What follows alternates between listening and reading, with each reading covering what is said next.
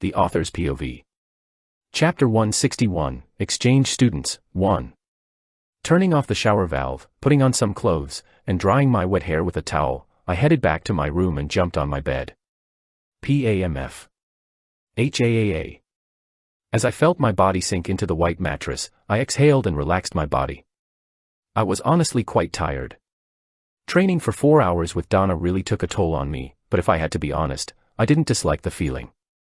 Even though after every session it felt as though all my bones had been broken, the feeling of continuously finding my strength improving overrode all of the pain and suffering I felt. It was honestly addicting. Staring at the white ceiling of my room for a couple of seconds, recalling something, and lifting my head up, I stared towards the corner of the room where a black cat quietly rested on the seat of a chair. After hesitating for a second, I spoke up. "Hey Angelica, can you turn into something other than a cat?" Turning her head in my direction, Angelica warily asked. "Why are you asking?" "No, I'm just curious." Squinting her eyes suspiciously, Angelica nodded her head. "Yes, but I won't be able to turn back for a week." "A week? That long?" "Yes, the skill has a cooldown period." "I see." That made sense. With how strong her skill was, it was understandable that it had a cooldown period. If she could change into whatever she wanted without a cooling period, I wouldn't be surprised if she told me that her skill was an S-ranked one. It would honestly be that strong. Seeing my reaction, Angelica became even more suspicious as she asked, "Why are you asking me this?" Turning my attention back to Angelica, I casually replied, "Oh, it's because I might need you to change into something else." To put it bluntly, I wanted to bring Angelica to Amora with me. No, I needed her to come to Amora with me. With her being a demon, it was only natural that I brought her along with me. Although I wasn't sure about whether she had ever been to Amora, I needed her for a specific task.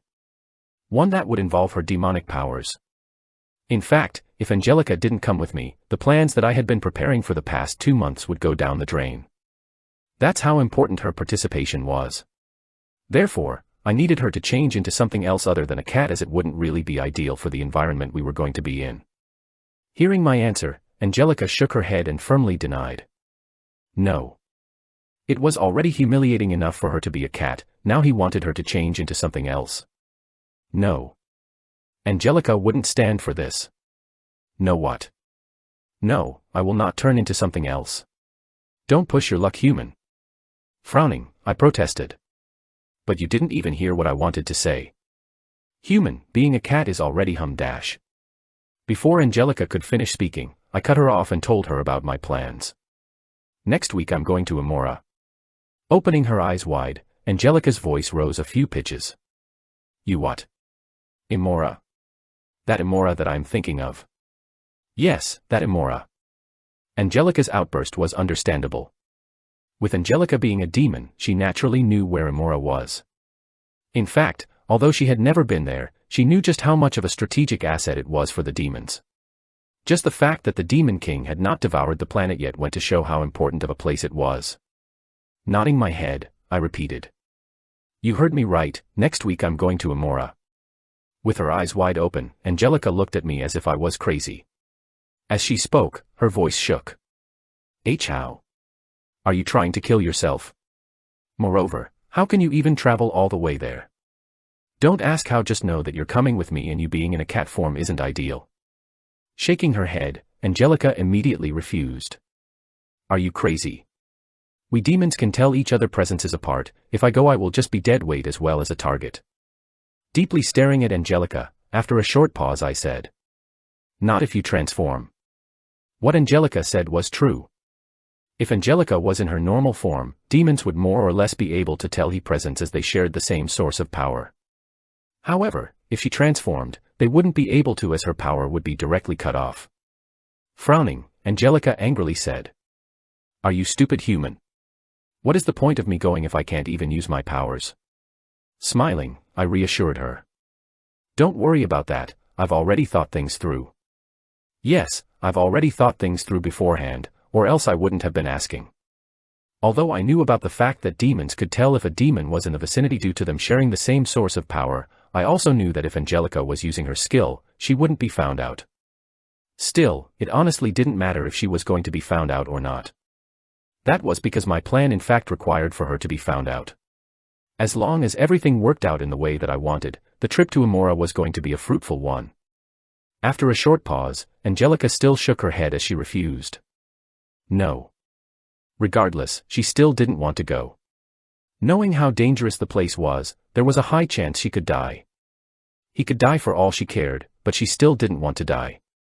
Seeing Angelica once again refuse my offer, I firmly said, I won't take no for an answer.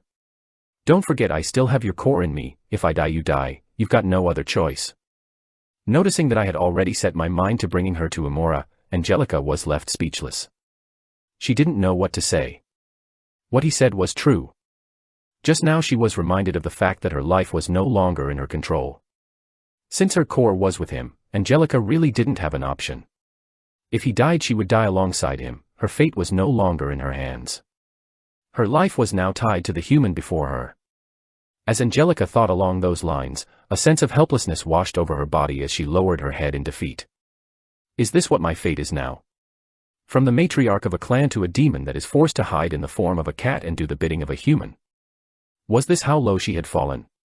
Seeing Angelica's crestfallen expression, I sighed and reassured her. Don't worry, I won't be doing this for free, there's something in it for you too. To be honest, I understood Angelica's feelings. I mean, who would want to be treated like a slave? I for sure wouldn't. Knowing this, there was no way I was going to force Angelica to do something against her will without giving her an appropriate reward. Especially since I wanted her to be a part of my mercenary group. Not forcefully, but in a way that she wanted to be a part of it. That was not the type of relationship I was looking for. One of mutual trust rather than a forced one. If I forced her to do my bidding without rewarding her, what made me think that she would stay after the 5-year time period ended? That would just be stupid and naive of me. In fact, I wouldn't be surprised if she decided to hunt me down for the rest of her life after she got her core back. Lifting her head upwards, Angelica softly said. Like what? Smiling at Angelica, after a short pause I said. I can help you break through to Viscount rank. Abruptly opening her eyes, Angelica looked at me in shock as her voice increased a few pitches. What? Yeah. I wasn't lying. As I mentioned before, Amora was a land filled with treasures. Although I didn't know every single treasure that was there, I knew a couple of them. And one of them was specifically made for demons as it was something that could help her break to the next rank. The Viscount rank. A rank that a lot of demons longed for. Suppressing her shock, Angelica's sharp eyes landed on me as she warily said. How should I trust you? Taking out the mana contract from my dimensional space, I smiled and flashed the contract before her eyes. Easy, just add it in the mana contract. If I wrote down that by the time she would come back to Amora she was going to have something that would help her break through the Viscount rank, Angelica wouldn't have to be worried about me scamming her. After all, if I didn't hold my end of the contract, I would die. Seeing the contract, after a short pause, Angelica nodded her head. She didn't even need to think twice about agreeing. It was either signing the contract and going to Amora or not signing the contract and potentially dying because the human that had her core died in Amora. It wasn't a hard decision. Moreover, Angelica longed to reach the Viscount rank ever since a long time ago. If he really did as he promised and helped her break through to the Viscount rank, Angelica wouldn't mind risking her life for it. Thus, staring at Ren for a couple of seconds, Angelica said. Fine, but you better keep your promise, human. Seeing Angelica agree to the deal, a trace of a smile appeared on my face as I thought to myself. As long as she comes with me, everything would be set. With her joining me, everything should go as I had planned and envisioned. At least that's what I hoped. However, considering my previous track record, I wasn't too sure about whether or not I was going to succeed, but I had to at least give it a shot. For my sake, and the people that were relying on me. I had to succeed no matter what. The next day, Class A, 25, Lock. Sitting in my usual seat on the left-hand side of the classroom, today, an odd atmosphere enveloped the room. Many different emotions were displayed on the face of some of the students present. Some of the students were wary, some were excited, and some were nervous. However, if there was one thing that was noticeable, it was that everyone was acting strange. The most notable thing that could be observed from the students in the classroom was that almost everyone was staring at the entrance of the classroom with extra apprehension. Almost as if an enemy was about to come through that door and fight them.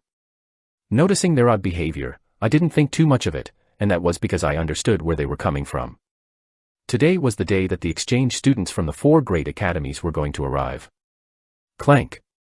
Entering the classroom, unbothered by the strange atmosphere shrouding the classroom, Donna lowered her hand as she tried to get everyone's attention. "All right, everyone please be seated and pay attention to me." Seconds after her hand lowered, the classroom quieted down and Donna resumed speaking. "As most of you already know, today we will be having exchange students coming into our classroom. So I would like for you all to be at your best behavior." Pausing and looking at the students in the classroom, Donna's tone became firmer. "For the next 2 months, before the inter-academy tournament starts, students from the 4 great academies will come to our class and study alongside us. They will participate in many things such as electives, activities, and much, much more. In short, what I'm trying to say is that you guys will be seeing them a lot." Once again pausing, Donna's tone became incomparably serious as her pitch increased. "Therefore, you better be at your best behavior for the time period they are here, as you are all representing the lock. Your behavior will be the thing that will set an impression on the other academies." Looking at the students in the classroom, Donna threatened as she finished her speech. "If you do anything stupid that will affect the school's prestige, prepare yourself to face the consequences." As Donna's words drifted towards the ears of every student, a stifling silence enveloped the classroom. After a while finished with what she wanted to say, taking out her tablet and scrolling through some files, Donna cleared her throat and spoke. "All right, enough with that. I will now call the name of the pairs of students that will be in charge of bringing the new students around the campus and familiarizing them with the academy." Pointing towards 2 individuals sitting on the right side of the classroom, Donna said. "All right, the first pair will be Jean Horton and Troy Durex. You 2 will be the first group. Following them, the next group will be comprised of Kevin and Emma, Amanda and Arnold, Donald and..."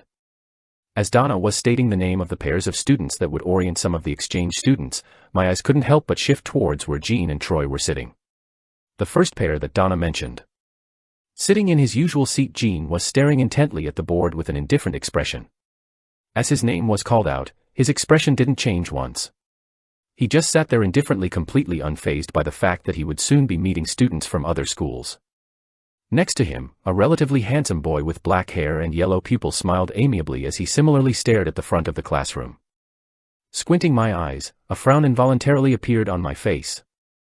If I didn't remember wrongly, this was the event that would cause the relationship between Jean and Troy to completely fall apart, resulting in Troy becoming a villain. At least that was what was supposed to happen in the novel. However, I was no longer sure about this outcome. With Jin's personality suddenly changing, I was aware that this might not happen. Did their relationship get better or did it worsen? That was the question in my mind. I really didn't know. However, what I did know was that if after this Troy was still not approached by Professor Thibault, it meant that he would no longer turn into a villain, or at least not yet. Squinting my eyes, I wasn't too sure how to feel about this. I already acknowledged the fact that things were going to change and that the story was no longer going the way that it was before, but still, it felt somewhat odd. However, perhaps this was for the best. And last but not least, the last group will be that of Melissa and Ren. Snapping me out of my thoughts, hearing the name of my group, I lowered my head and grabbed my hair as I couldn't help but curse. Are you kidding me? The Author's POV. Chapter 162, Exchange Students, 2. The sun slowly rose from the horizon, and Ashton City, more specifically, the Lock, basked in the warmth of the sun. Standing at the entrance of the academy, enjoying the warmth that came from the sun, I glanced towards my right where a beautiful young girl stood. Currently, Melissa and I were waiting at the northern entrance of the academy. According to Donna's instructions, we would soon meet students coming from one of the 4 great academies.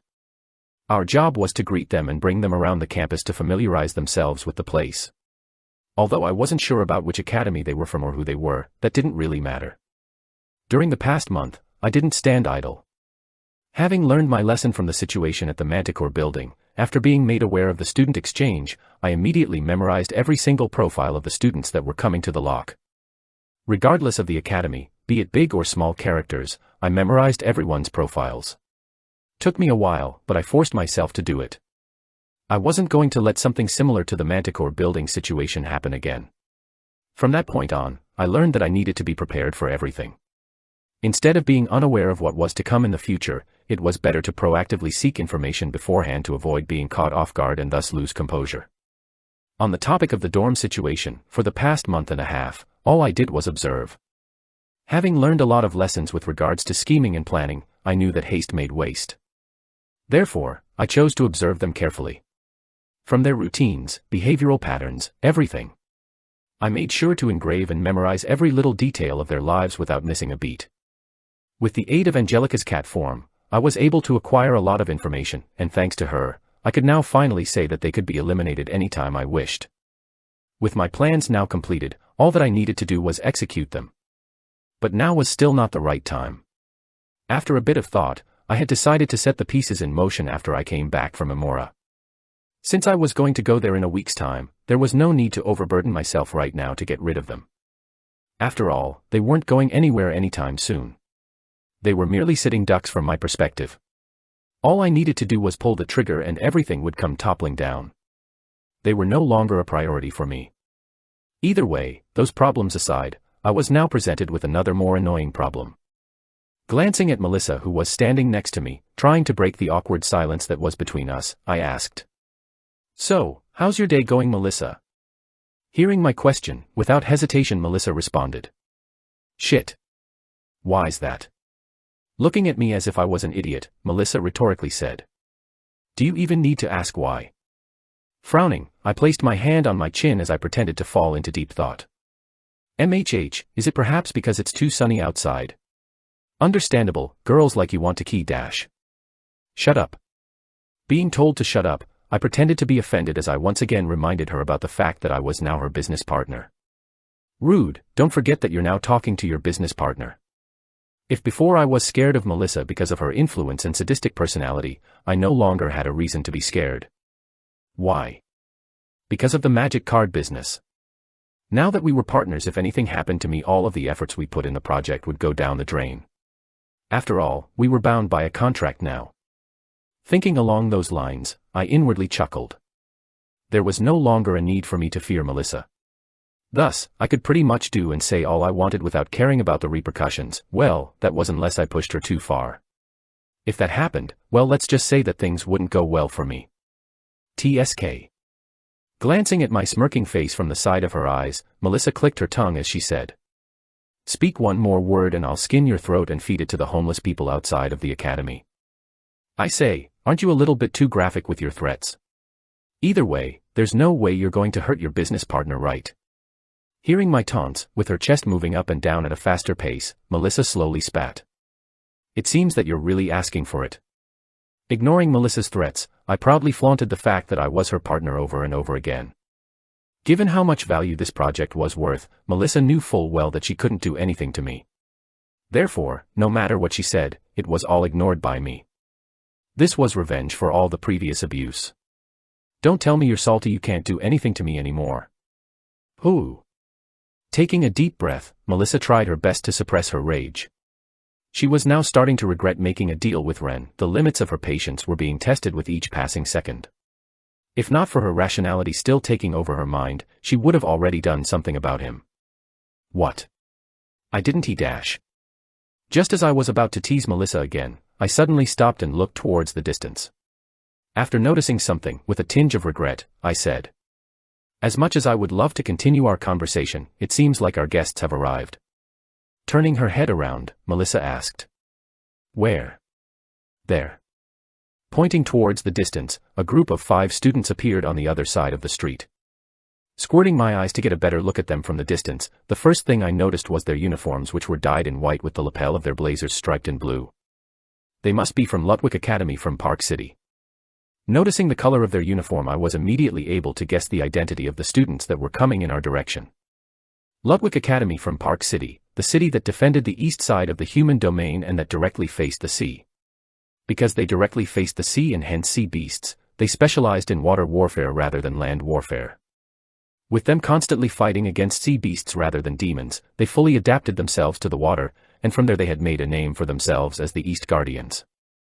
Still, just because they specialized in water warfare didn't mean that they were weak in land warfare. No, rather, they were just as terrifying on land as they were on the water. As the figures of the students became clearer, my line of sight was immediately drawn towards 2 members of the group. A male and a female. The male had a large stature and short platinum-colored hair with curly sideburns. Both his eyes were bright, and his entire body was emitting a boundless power that reminded me of Jin's. Next to him was a young girl who, similarly to the boy, had platinum blonde hair that gently fell all the way to her back. She had big deep sea blue eyes and clean white skin devoid of any imperfections. With a silver reaper hanging on her waist, the girl had a rather cold and unapproachable demeanor. Almost like Amanda. However, differently from Amanda, who seemed as though she had walls preventing people from getting near her, the girl before me had an aura of repulsion. Almost like as if she was saying, "Don't you dare come near me or I'll kill you." Similar yet different. "Hello, nice to meet you, my name is Nicholas Linefall and I come from Lutwick Academy from Park City." Arriving before us, the male extended his hands towards Melissa and I as he introduced himself. As he spoke, his voice was calm and composed, neither arrogant nor overbearing. Pausing, Nicholas took a step to the side and started introducing the others. "These here are Joshua Claymore, who here is also a first year." As Nicholas started introducing everyone present, I didn't pay close attention as I already knew the names of everyone present. Nicholas Linefall, Joshua Claymore, Ivan Dragovic, Lawrence Smith, and Erin Linefall, Nicholas's twin sister. Although they were all each pretty strong individuals that could rank within the top 200 in our academy first years, the two that I had to pay close attention to were the Linefall twins, also known as the Silvermoon twins. A formidable first-year duo that respectively took the first and second place in their first-year rankings. Although individually they were both strong, only when the duo worked together would they become extremely scary. Erin with her reaper and Nicholas with his twin short swords. When the two worked together, even Kevin would find it extremely difficult to beat them. In fact, there was a chance he could lose too. That was because of their sword art. They both each practiced a 4-star sword art. However, what made that art special was that it was made specifically for twins, and most terrifying of all was that when the two worked together, their sword arts might could even rival that of a 5-star sword art. Frightening. And last but not least, this is my twin sister Erin Linefall. Snapping me out of my thoughts was Nicholas' calm voice as he finished introducing everyone. Overall, as I observed everyone before me, I had a good impression of them. Just like Nicholas, everyone was neither arrogant nor overbearing. Even though Erin was cold, she didn't look down on everyone, and it could be seen that her coldness was just her natural demeanor. They were somewhat quiet, but honestly, compared to young masters, I would take them any time of the day. Clearing my throat, and just when I was about to introduce myself, to my bewilderment, I found Melissa approaching them with an amiable and gentle smile on her face as she introduced herself. "It's a pleasure to meet you, my name is Melissa Hall and he's Rendover. I just wanted to say that we are glad you guys came all the way here to this academy and hope that you will enjoy your stay here." Smiling at Melissa, Nicholas shook her hand. Likewise. Blinking a couple of times to make sure I was seeing correctly, I glanced at Melissa as the gears of my mind stopped working for a second. What was going on? Was this the Melissa I knew? Where did the Melissa that abused people with words go? Was she okay? Did I perhaps tease her a bit too much? As millions of questions emerged in my mind, I suddenly felt everyone staring in my direction. Noticing this, with an awkward smile on my face, I waved at them. "Why yeah, nice to meet you." Staring at me from the corner of my eyes, I soon noticed Melissa's lips curl upwards as she smirked. Noticing this, my eyes shot wide open as the veins on my head bulged. This bitch did it on purpose.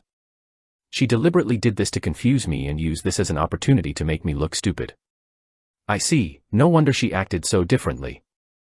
Crossing my arms as I secretly clenched my teeth, I secretly swore to myself to get back at her. "Alright, please follow me, Ren, and I will introduce you to the campus so that you can familiarize yourselves with this place and thus not get lost in the future." Taking pleasure in my expression, with a faint smile on her face, Melissa triumphantly turned around and led the way towards the entrance of the academy. Smiling, Nicholas looked at his group and nodded his head at Melissa. That would be great. And thus, following Melissa, we took the tour of the campus. As we walked, Melissa did most of the talking as she went through the rules and the layout of the academy. On small occasions, I would add a few things here and there just to get myself involved in the conversation, but most of the stuff I said went to deaf ears as it wasn't really important information. We explained about the different sections in the academy and also told them in detail about the rules of the academy, such as no fighting and stuff like that. Not that people actually followed the rules, but that was what was written, so we just mentioned it. After a while, as we were walking and had pretty much toured most of the campus, recalling something, I proposed. "How about we go to the arena grounds in Section G?" Raising her brow, Melissa looked at me as she skeptically said. Section G. Glancing at my watch, I proceeded to nod my head as I said. Yeah, if I'm not wrong, a good show is about to happen. Turning his attention to me, Nicholas curiously asked. What good show? Still staring at my watch, and trying my best to recall something, my eyes soon lit up as I nodded my head repeatedly. Yup, there's definitely a show that we shouldn't miss. I wasn't lying when I saw a good show was awaiting us. With the time skip ending around here, from what I remembered writing in the novel, at around this moment in time, Kevin should be at the arena ground fighting against one of the top students from Theodora Academy. The academy that was filled with arrogant young masters. I didn't need to explain what happened, did I? It was pretty obvious. With the people from Theodora Academy being famous for their arrogance, it wasn't strange for Kevin to get into an altercation with one of them. And thus, a really good show where Kevin was going to pummel his opponent was going to happen. Glancing at my watch, I urged everyone to follow me. If we hurry up we can make it in time. There was no way I was going to miss such a good show. The Author's POV. Chapter 163, Exchange Students, 3. Wapa. Entering the arena grounds of Section G, loud cheering reverberated across the place as students could be seen leaning on the handrails of the arena grounds excitedly talking to one another as they all had their eyes glued towards a certain platform below them. Glancing towards the direction of where most people were looking at, I soon sighed in relief when I saw Kevin's figure standing on one of the platforms. I guess we're not too late. Would have truly been disappointed if I didn't get to see Kevin pummel some people.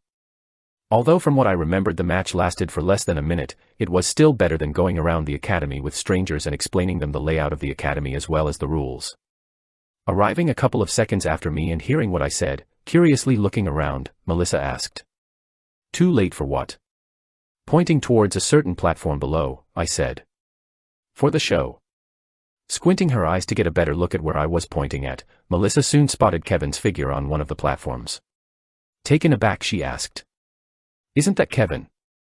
Nodding my head, I replied. Yup. How did he end up there? He was challenged. Who challenged him? Before I could answer, glancing towards the youth that was standing opposite to Kevin, Nicholas spoke. From what I know he should be Theodora Academy's 5th rank, Robert Wilson. Frowning, Melissa took a brief look at Nicholas who was standing next to his sister and his 3 other classmates. Currently all of them were looking at Kevin with incomparably solemn faces. Having heard of Kevin's name, they naturally knew that he was the number 1 ranked student in the lock. Naturally, as competitors, Nicholas and his sister paid special close attention to him. Kevin was after all someone to watch out for. Unaware of their thought, staring at the youth below, Melissa repeated. Robert Wilson. Nodding my head, I followed up. Yeah, 16 years of age, rank E-, main weapon hammer. Hearing my response, Melissa was at first surprised. However, shortly after, looking at me weirdly, Melissa said. The fact that you know this much creeps me out. Rolling my eyes, I ignored Melissa. She wouldn't understand. Having memorized the profiles of most of the exchange students, I of course memorized the profile of the student that Kevin was currently up against. Wearing a pale green uniform, the youth was currently arrogantly looking down on Kevin as he insulted him from below the stage. Although I wasn't sure of what he was saying, from the way he talked and behaved, I could already pretty much deduce the content of the conversation. Grovel beneath my feet, blah blah blah, you are nothing. Just the typical stuff. However, I knew that the opponent's arrogance and behavior were merely a facade. Turning my head right towards one of the private chambers of the spectating arena, I knew that this was merely an act that Theodora Academy did in order to get a better read on Kevin's abilities. Since Kevin was ranked number 1 within the first years, it was only natural that Theodora Academy would want to know about his abilities. With the upcoming inter-academy exchange, in order to win, the academies needed to have a better understanding of their opponents. With Kevin's fame, he was obviously one of the main targets to spectate. And rightfully so, as all of the spectators' eyes were focused on Kevin's figure. Excluding the fact that he was very handsome, everyone here had one thought. How strong is the number 1 youth in the world's best academy?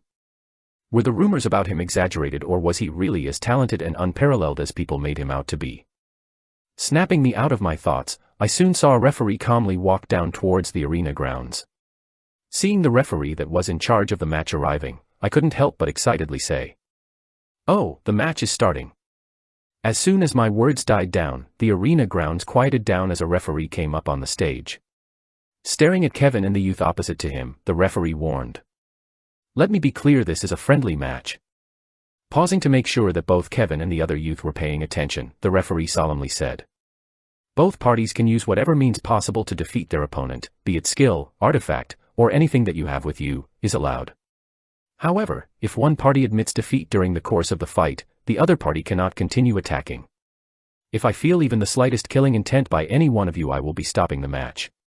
Do you understand?" "Understood." Kevin calmly took the initiative to respond. The representative from the Theodora Academy team, Robert Wilson, was a rather muscular youth who looked around 20 despite being the same age as Kevin.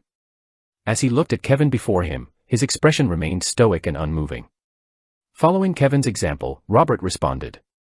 "Understood." Seeing that both Kevin and Robert had understood the rules, the referee raised his hand and immediately lowered it as he shouted, "Begin."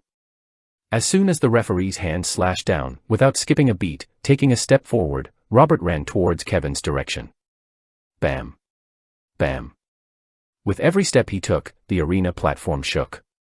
Staring at Robert headed his way with the enormous hammer in his hand, Kevin's face remained indifferent as his red eyes calmly looked at him from the distance. Seconds after, Robert arrived before Kevin.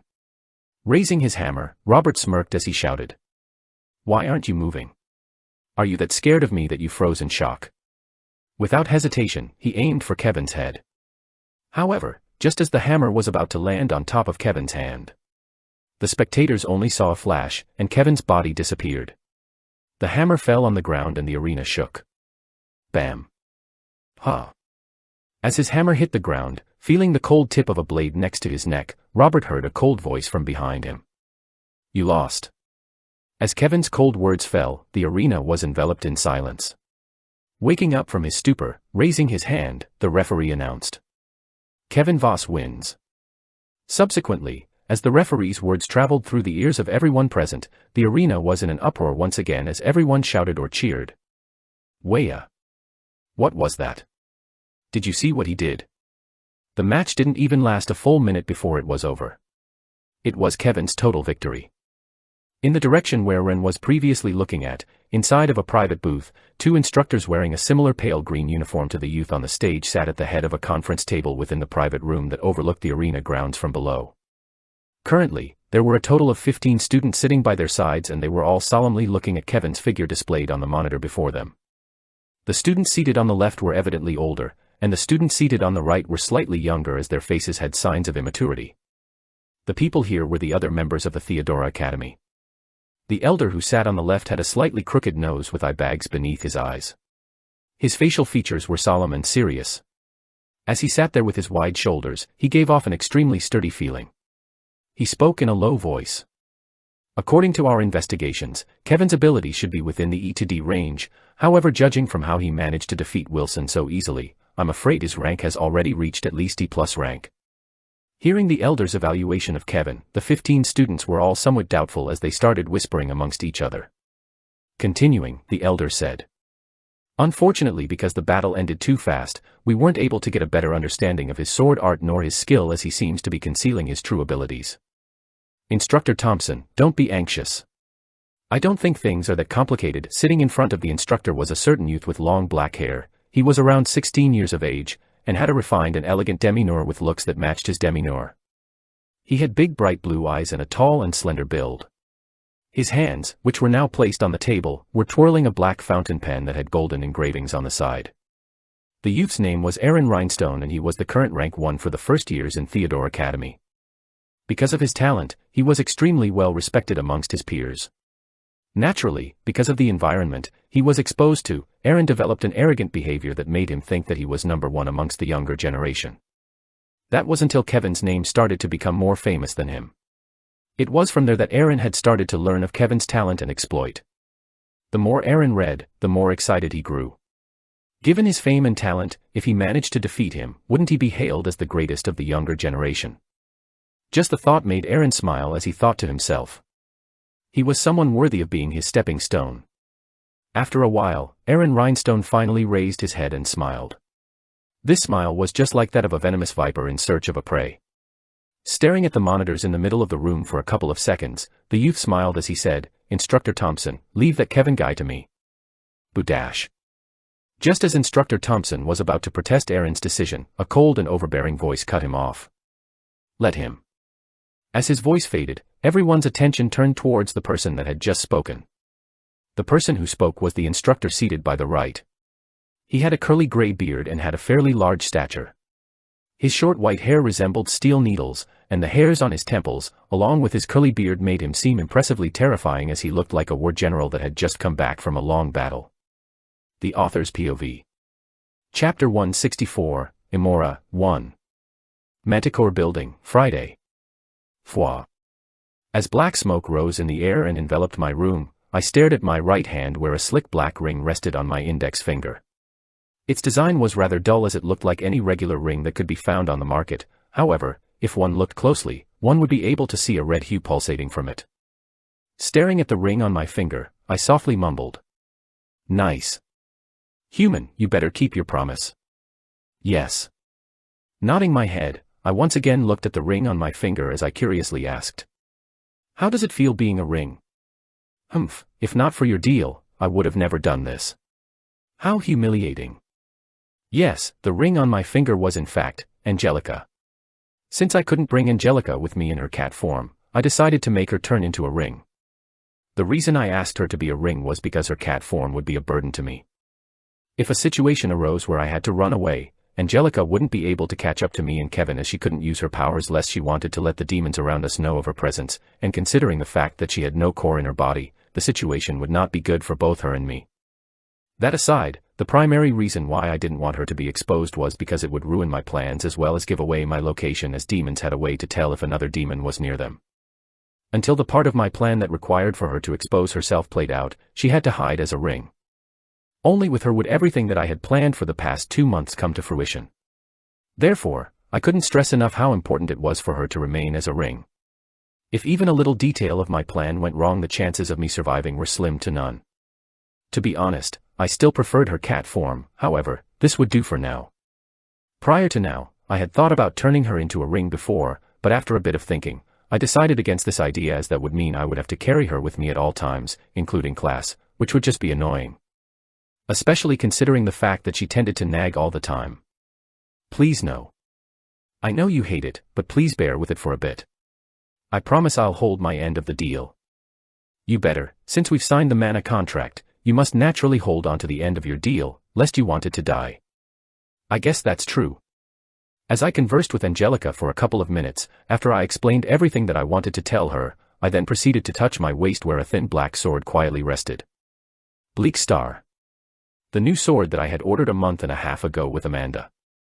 Because it was freshly crafted, it only arrived a week ago, and so I didn't have much time to play with it. But as soon as I laid my hands on the sword, I knew that it was a cut above the other swords that I had used before. Especially with how it felt on the grip of my hand. The sword was neither too thin nor too thick and only weighed around 2 kilograms. To me, this was practically nothing, as I could curl 100 kilograms dumbbells without any problems now. From the weight to its design, the sword was perfect. Moreover, I especially liked its effect, scion coating, that allowed me to coat the sword with elemental scions. As I've said before, I didn't have much time to experiment with the sword, but after learning about scions from Donna for the past few months, I found a really interesting trick. By mixing fire scions with wind scions, I could create electricity, and thus in doing so, I found out that by coating my sword with those 2 scion, I could have lightning coating my sword. This trick, coupled with the Keiki style, would prove devastating, as lightning was both strong and fast, which was exactly what the Keiki style was about. A fast and devastating attack that focused on killing the opponent in one single move. Clank. As I was in the middle of admiring my sword, entering my room was Kevin's tired figure. Currently, his condition didn't look the best, as he looked extremely tired and worn out. This was especially made apparent from the glaring black circles beneath his eyes. Noticing his condition, I couldn't help but say, "You look a bit tired." Staring at me, Kevin haggardly said, "I've constantly been challenged every day by the exchange students, of course, I'd be tired." Shaking my head, I gloated at his misfortune. This is what happens when you show off too much. True, but it had to be done. I guess that was also true. Since he was publicly challenged, Kevin had no other option but to accept their challenge, or the people from the other academies would think he was a coward. After he beat his opponent a couple of days ago, almost all of the academies have been trying to challenge him to try to gauge his true skills. It was an annoying cycle that Kevin had to go through as the protagonist. To be honest, if it were me, I wouldn't have minded being called a coward if it saved me from the trouble of constantly getting challenged, but since Kevin had his own pride, he wouldn't stand for it, and thus why was constantly accepted all challenges that came to him. Also, it's not like he didn't benefit from this. In fact, Kevin benefited a lot because he managed to get a lot of sparring partners during this time. The only problem was that most of them were weak, as the truly strong people refused to challenge him. In the end, the only thing I could offer Kevin was my pity and sympathy. Taking a seat on the couch of my room, I asked, "Did anyone see you when you came into the building?" Shaking his head, Kevin flatly said, "No, I made sure that no one noticed me, cameras and instructors included." "Good, so does that mean you're ready?" Staring at me, Kevin sighed and nodded his head. Extending his hand in my direction, he said, "Yeah, give it to me." Squinting my eyes, I pretended to be confused as I said, "Give what?" Rolling his eyes, in an annoyed tone, Kevin said, "Don't pretend you don't know, I already told you beforehand, give me the D-ranked core." TSK. Clicking my tongue, I took out a spherical object that pulsated a purple hue from my dimensional bracelet. "Must I really give you my C-? Give it." As I took out the orb, staring at it for a couple of seconds, I tried to protest, but after being cut off by Kevin's cold voice, I could only reluctantly give it to him. "Goodbye 50+ million you." "Thanks." Grabbing the core with his hand, Kevin thanked me. Observing the core in his hand for a couple of seconds, as he made sure that everything was sorted, turning his attention back to me, Kevin solemnly asked, "Are you ready?" "Yeah." Standing up and staring at Kevin in the eyes, I nodded my head. Nodding his head back, just as Kevin was about to open the portal, recalling something, he asked, "Right, before we leave, do you have at least a year's worth of supplies?" "Yes, I do." Hearing Kevin's question, I nodded my head and showed him my dimensional bracelet. In fact, I had 2 years' worth of supplies with me. With food not getting spoiled inside of dimensional storages, I could pretty much store all the food that I wanted without worrying about it rotting. Ever since the first dungeon fiasco, I made sure to always keep with me at least a couple of months' worth of food supplies inside of my storage space. In order to store that much food, I had bought an extremely expensive dimensional bracelet that could hold 10x more than my previous bracelet. With my now expanded storage place, I pretty much filled it with anything I could possibly think of. Drones, tents, food, water, books, clothes, basically anything that could prove to be useful. Of course, apart from those, I made sure to bring the red book with me, as it was the best cheat I could have when traveling with Kevin. Just the book alone could increase the chances of my success to increase by a large factor. It was that important that I brought it with me. In the middle of my thoughts, remembering something, staring at Kevin, I asked, "What's the conversion rate?" 110. Frowning, I carefully asked, "So, for every 10 days we spend there, a day passes here?" "Yes."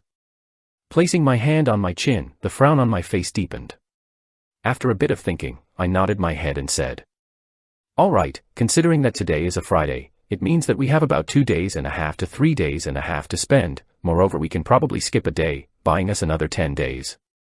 I'm sure Miss Longburn wouldn't mind our absence too much, so that means we will have at most a month's time.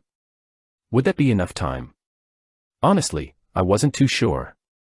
According to my calculations, yes, but you never knew what could go wrong.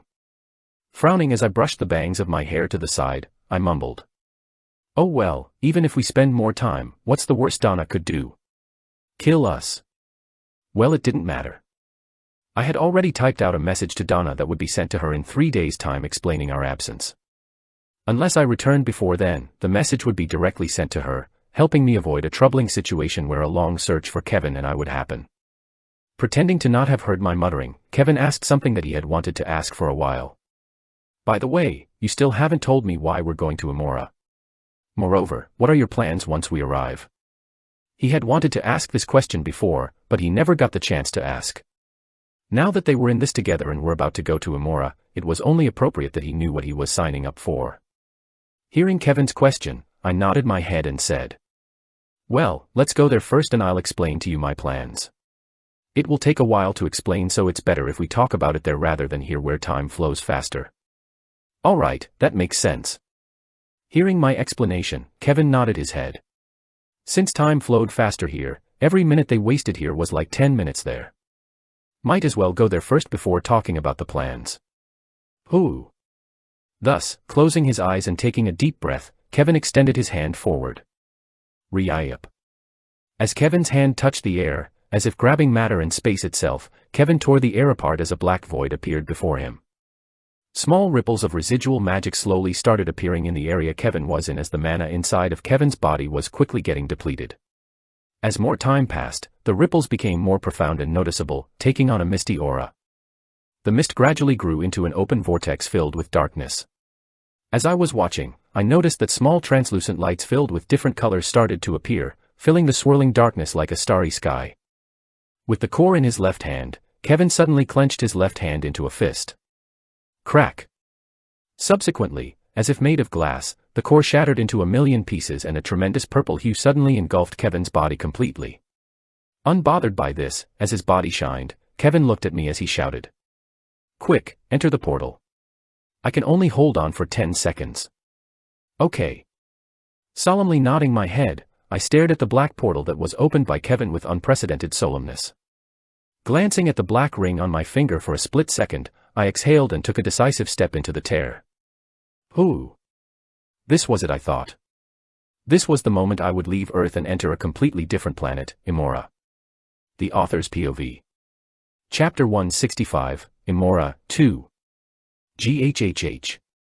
After an unknown period of time, feeling light pierce through the gap of my eyelids stimulating my pupils, I slowly opened my eyes. As I opened my eyes, what met my sight was a blue sky devoid of any clouds. A rich scent of nature invaded my nostrils, causing my groggy mind to slowly clear up. As I lay down on the ground staring at the sky, the first thing that caught my sight was the sight of 3 bright yellow balls floating in the sky. Are those suns? As I stared at the 3 yellow balls in the sky, after a couple of seconds I had to look away due to the stinging sensation in my eyes. They were indeed 3 suns. I was in Imora, and the 3 suns were confirmation of it. Turning my head left and right, I found myself laying down on an expansive field of grass. In the distance, I spotted large boulders protruding from the ground, and though sparse, trees also appeared in the distance. So far, apart from the 3 suns in the sky, everything looked exactly like Earth. As I tried to lift my hand, I soon noticed that I had to exert a lot more force than I was used to. It felt as though there was a massive weight hanging on my hand. Frowning for a second, I instantly realized what was going on. Alright, the gravity here is 3 times stronger than that of Earth. With this planet being a lot bigger than Earth, both in terms of size and mass, the gravity of this place was also thicker. Fortunately, the past few months I had been training in the gravity room provided by the Academy, expecting something like this. Thanks to that, I wasn't overwhelmed by the gravity. You up? As I sat up, I suddenly heard Kevin's voice from my right side.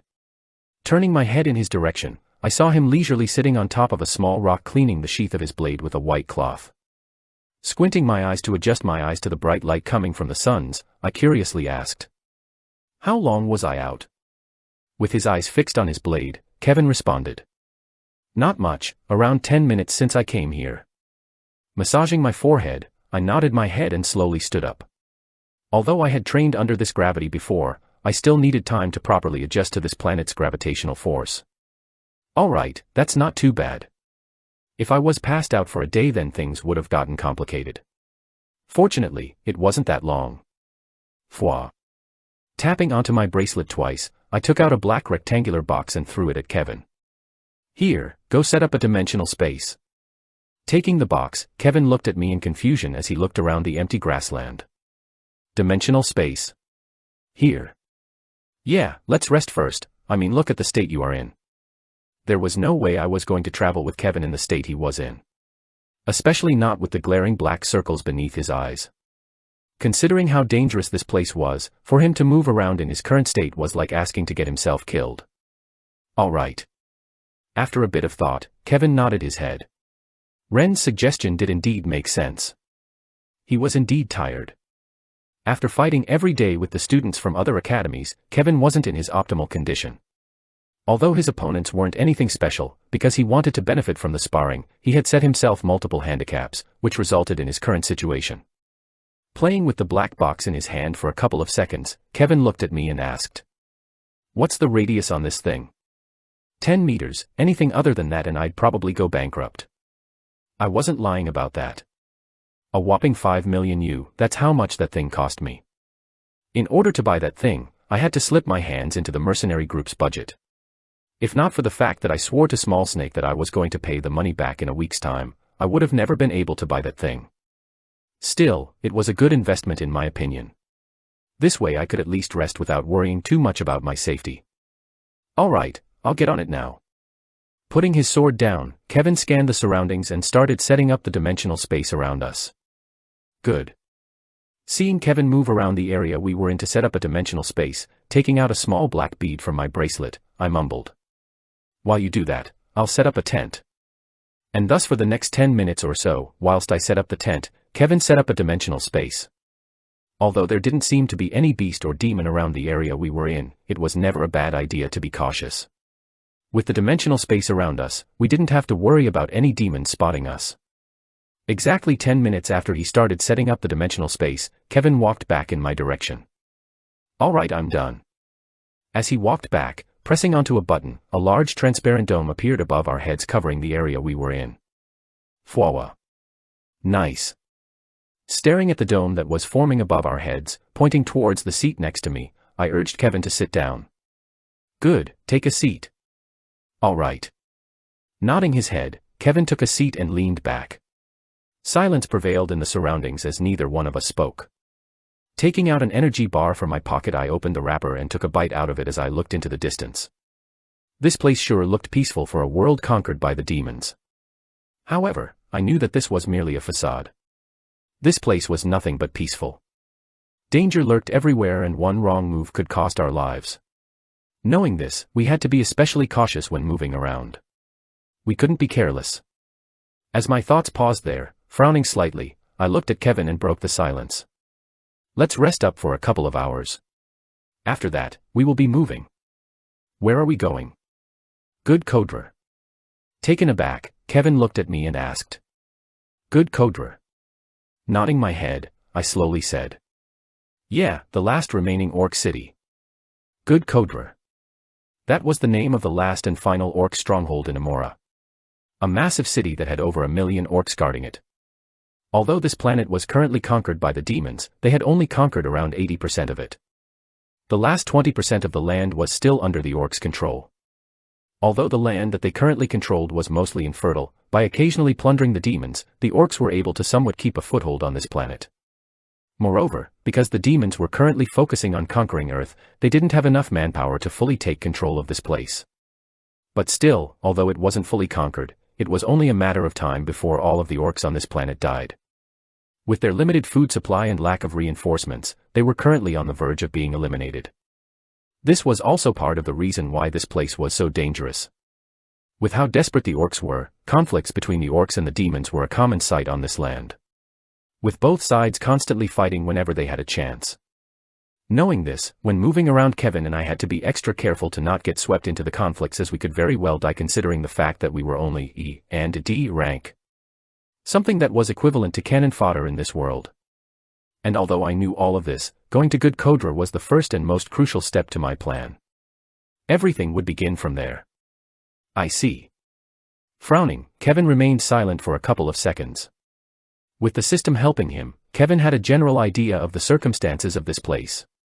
What shocked him, however, was how Ren was able to know all of this information, considering the fact that not even the people back on Earth knew of this place's existence. This made Ren's image in his mind become even more obscure. Still, Kevin didn't plan on asking him how he knew this information. Everyone had their own secrets, Kevin included.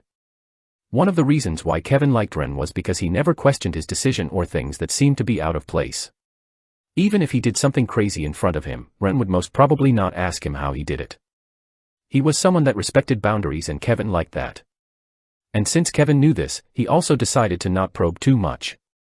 As he said before, everyone had their secrets, and unless they willingly told you their secret, it was better to not probe too much. This was called respect. As his thoughts paused there, Kevin opened up the map of Amora through the system interface and had a good look at it. A couple of minutes after opening the map, turning his head towards Ren, he asked, "But why are we going to the good Kodra first? Actually, that aside, you still haven't explained to me why we are here." "Ah, right, I still didn't tell you." Hearing Kevin's question, I nodded my head. It was about time I explained to him my plans. Staring at him directly in the eyes, I slowly said, "We are going to look for the cure for the Mindbreaker curse." "What?" Opening his eyes wide, whilst still seated, Kevin looked at me in disbelief. "The Mindbreaker curse? The one curse that is infamous for being incurable." How could Kevin not be shocked when he heard that they were looking for a cure for something that was famous for not having a cure? Noticing Kevin's reaction, I nodded my head. "Yeah, you heard correctly, the Mindbreaker curse." How? I thought that it was incurable. Staring at Kevin, I shook my head. Just because there isn't a cure on Earth doesn't mean that there isn't one somewhere else. The world was just, there was no curse that there was no cure of, and there was no disease that couldn't be cured. It's just that the cure for it wasn't discovered yet. Ooh. Taking a deep breath to calm himself down, Kevin tried to regain his composure. Honestly, although shocking, Kevin knew that this trip wasn't going to be a simple vacation, and the fact that they had come here to find the cure for something that wasn't supposed to have a cure made a lot more sense than just coming here to sightsee. Although shocked, he was able to quickly calm himself down. Solemnly looking at me, Kevin asked, "If going to Good Kodra is the first step of the plan, what comes after that, and what are you hoping to achieve?" Hearing Kevin's question, placing my hand on my chin, I thought for a moment. "Ah, well, if we want to put it in simple terms, MHH. Pausing for a second to find the right words to say, after a bit of thought I said, "We're going to shake this place to its core." The Author's POV. Chapter 166, Amora, 3. Clank. The ground shook, and a loud metallic sound reverberated across a green field filled with rocks and trees. Shortly after the metallic sound was heard, a deep yet powerful voice shook the surroundings. Rangam Lungtar Gol. Holding onto a large metallic axe dyed in what seemed to be black blood, was a tall, white, and muscular humanoid figure that had a large scar covering half of his face. His heavy green eyes that were buried beneath his eye sockets looked up towards the sky where a black humanoid creature with black horns and large bat-like wings stood. Similarly looking back at his opponent, the black humanoid creature's blood-red eyes menacingly stared at the orc beneath him. Neither one of them spoke, however, heavy tension prevailed over the surrounding. KHHRRR. KHHRRR. With each breath, the orc took, turbid air escaped from his mouth making him look terrifying. Behind him, over 1,000 or so similar humanoid creatures stood with their backs straight wearing a thick metal armor that covered most of their facial features apart from their eyes. Every single one of them glared towards the sky where a similar number of demons stood in the air. Karam. Karam. Karam. Stabbing their weapons onto the ground shook as the orcs repeatedly chanted their war cry. With every cry, they would rhythmically thump their weapons on the ground resulting in an oppressive feeling to shroud the surroundings. Looking at the orcs beneath him, with a twisted sadistic smile on his face, the leading demon opened his mouth and chuckled. Kakik, Laring Maveltum. Kalum Tutunum Ruveltum Voil. Pointing his thumb towards his neck, the demon sadistically smiled towards the orc legion before him. Thereafter, he slashed his thumb past his neck as he excitedly shouted. Cantor. Staring at the demon from below, unbothered by his provocation, the pale white orc raised his axe in the air and pointed it towards the demons in the air. Shortly after, his powerful voice once again shook the surroundings as he shouted. Gandam Bu. As soon as the white orc's voice traveled across the ear of each member, the orcs behind him raised their voices as they stabbed their weapons on the ground even more fiercely. Karam. Karam. Karam. Not long after, simultaneously lifting their weapons in the air, arching their thick frames back, the orcs threw their weapons in the air. Swoosh. Swoosh. With unprecedented speed, the weapons that ranged from axes, hammers, broadswords to all kinds of other heavy weapons, hurtled towards the demons in the sky, splitting the air apart. Clank. Thump. Screams echoed in the air, as the demons used their wings to protect themselves from the sudden attacks from the orcs. Kai. As the weapons collided with the wings of the demons, some of the demons were able to repel the weapons whilst others found their bodies completely crushed by the gigantic weapons headed in their direction. Black blood spilled from the sky. Karam. With their hands in the air, as the weapons got repelled by the demons, a dark green hue shrouded the weapons that were still in the air. Suddenly the weapons that were falling on the ground sped back towards the orcs standing on the ground, perfectly landing in the palm of their hands. Karam. Retrieving the weapons back, the orcs raised the weapons in the air as they chanted their war cry once again. Kai. Enraged by the orcs' sudden attack, with their nails sharply protruding from their fingers, the demons dove down towards where the orcs were. As they dove down on the ground, with each flap of their wings, their speed multiplied several folds, leaving behind after images. Spurt. Rumble. Not long after the demons attacked, blood started spilling from both sides as desperate roars and cries echoed across the expansive land. Holy fuck. Not so far from the confrontation, standing behind a massive boulder, putting my finger on my lips, I quietly whispered to Kevin, who had almost cursed it out loud. Don't scream and try to hide your presence as much as possible. Covering his mouth, Kevin nodded his head. Yeah. Good. Turning my attention back towards the fight in the distance, a solemn look appeared on my face. As Kevin and I were making our way towards Gudkodra, we suddenly heard the loud war cry coming from the orcs. The logical thing for Kevin and I to do once we heard the noise was to obviously move as far away as possible. However, that was not what we did. That was because I suddenly had an idea. Turning my head towards Kevin, I softly whispered. Can you decipher what they are saying? To me, what they said made no sense. The language that they were currently using was a language known as Lardvia, and was the main language that orcs used. As I didn't learn it, I understood nothing. Fortunately, I had a walking translator next to me. Kevin and his system. Frowning, with his eyes fixed towards the fight in the distance, Kevin responded. Yes, I can. All right, tell me what you managed to understand. Nodding his head, Kevin started speaking. To summarize what I've gathered from their conversation, the orc at the front of the other orcs is called Silig, and he is a legion commander. According to what he said, there are a total of 3,500 orcs in his command. Turning his attention towards the leader of the demons that stood in the air, Kevin continued. On the other hand, the leader for the demon side seems to be a count-rank demon, which is equivalent to an A-rank hero. Although he didn't state the number of demons he has with him, it should be about the same. Pausing for a second to gather his thoughts, after a couple of seconds Kevin continued. Regarding why they are fighting, I don't know. By the time we got here, the conflict was already escalating, and so I wasn't able to get much. Hearing Kevin's evaluation and translation, I nodded my head. That's fine. I didn't need to necessarily know why they were fighting. That wasn't my goal here. Turning his head in my direction, Kevin asked. So what do we do now? With my eyes fixed on the battle ahead, I responded. We wait. Wait. Yeah, the time for us to move is not ripe yet. Not yet. Then what's your plan? What could they possibly gain from this fight? And what was the plan that Ren was talking about? Kevin wanted to know. Here, come closer. Seeing Kevin unsatisfied with my vague answer, sighing and urging for him to come closer, I explained to him my plan. The plan was rather simple. Once everyone was distracted fighting, sneak in and camouflage into an orc by wearing their equipment and pretend to be one of them. That was it. There was no grand plan behind it or anything like that.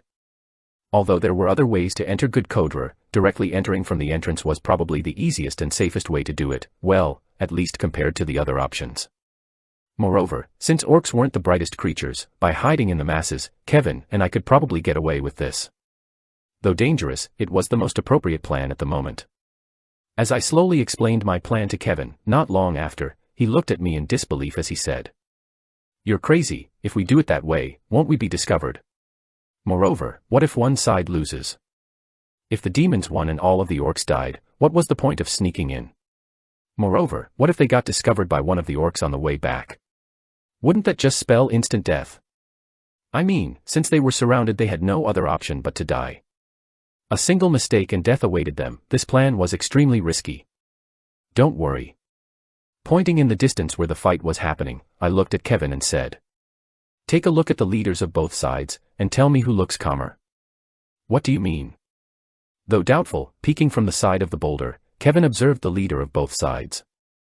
Currently, both sides were at a standstill with the orcs and demons fighting against each other. Casualties started to pile up from both sides.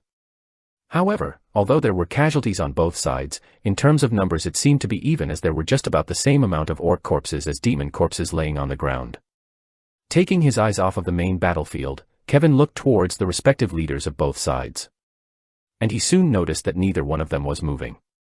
Seeing their lack of action despite the fact that their subordinates were dying, caused Kevin to frown for a second, but he soon understood why they weren't moving. With both sides being a lot stronger than their soldiers, if they moved then the aftershocks of their battle would affect their own troops. It would even be more devastating. Simply put, the two of them couldn't fight just yet. Recalling Ren's words, staring towards the faces of the two leaders, Kevin soon noticed a peculiar thing. And that was that compared to the orc leader, the Count-ranked demon had a frown on his face as he spectated the battle from below.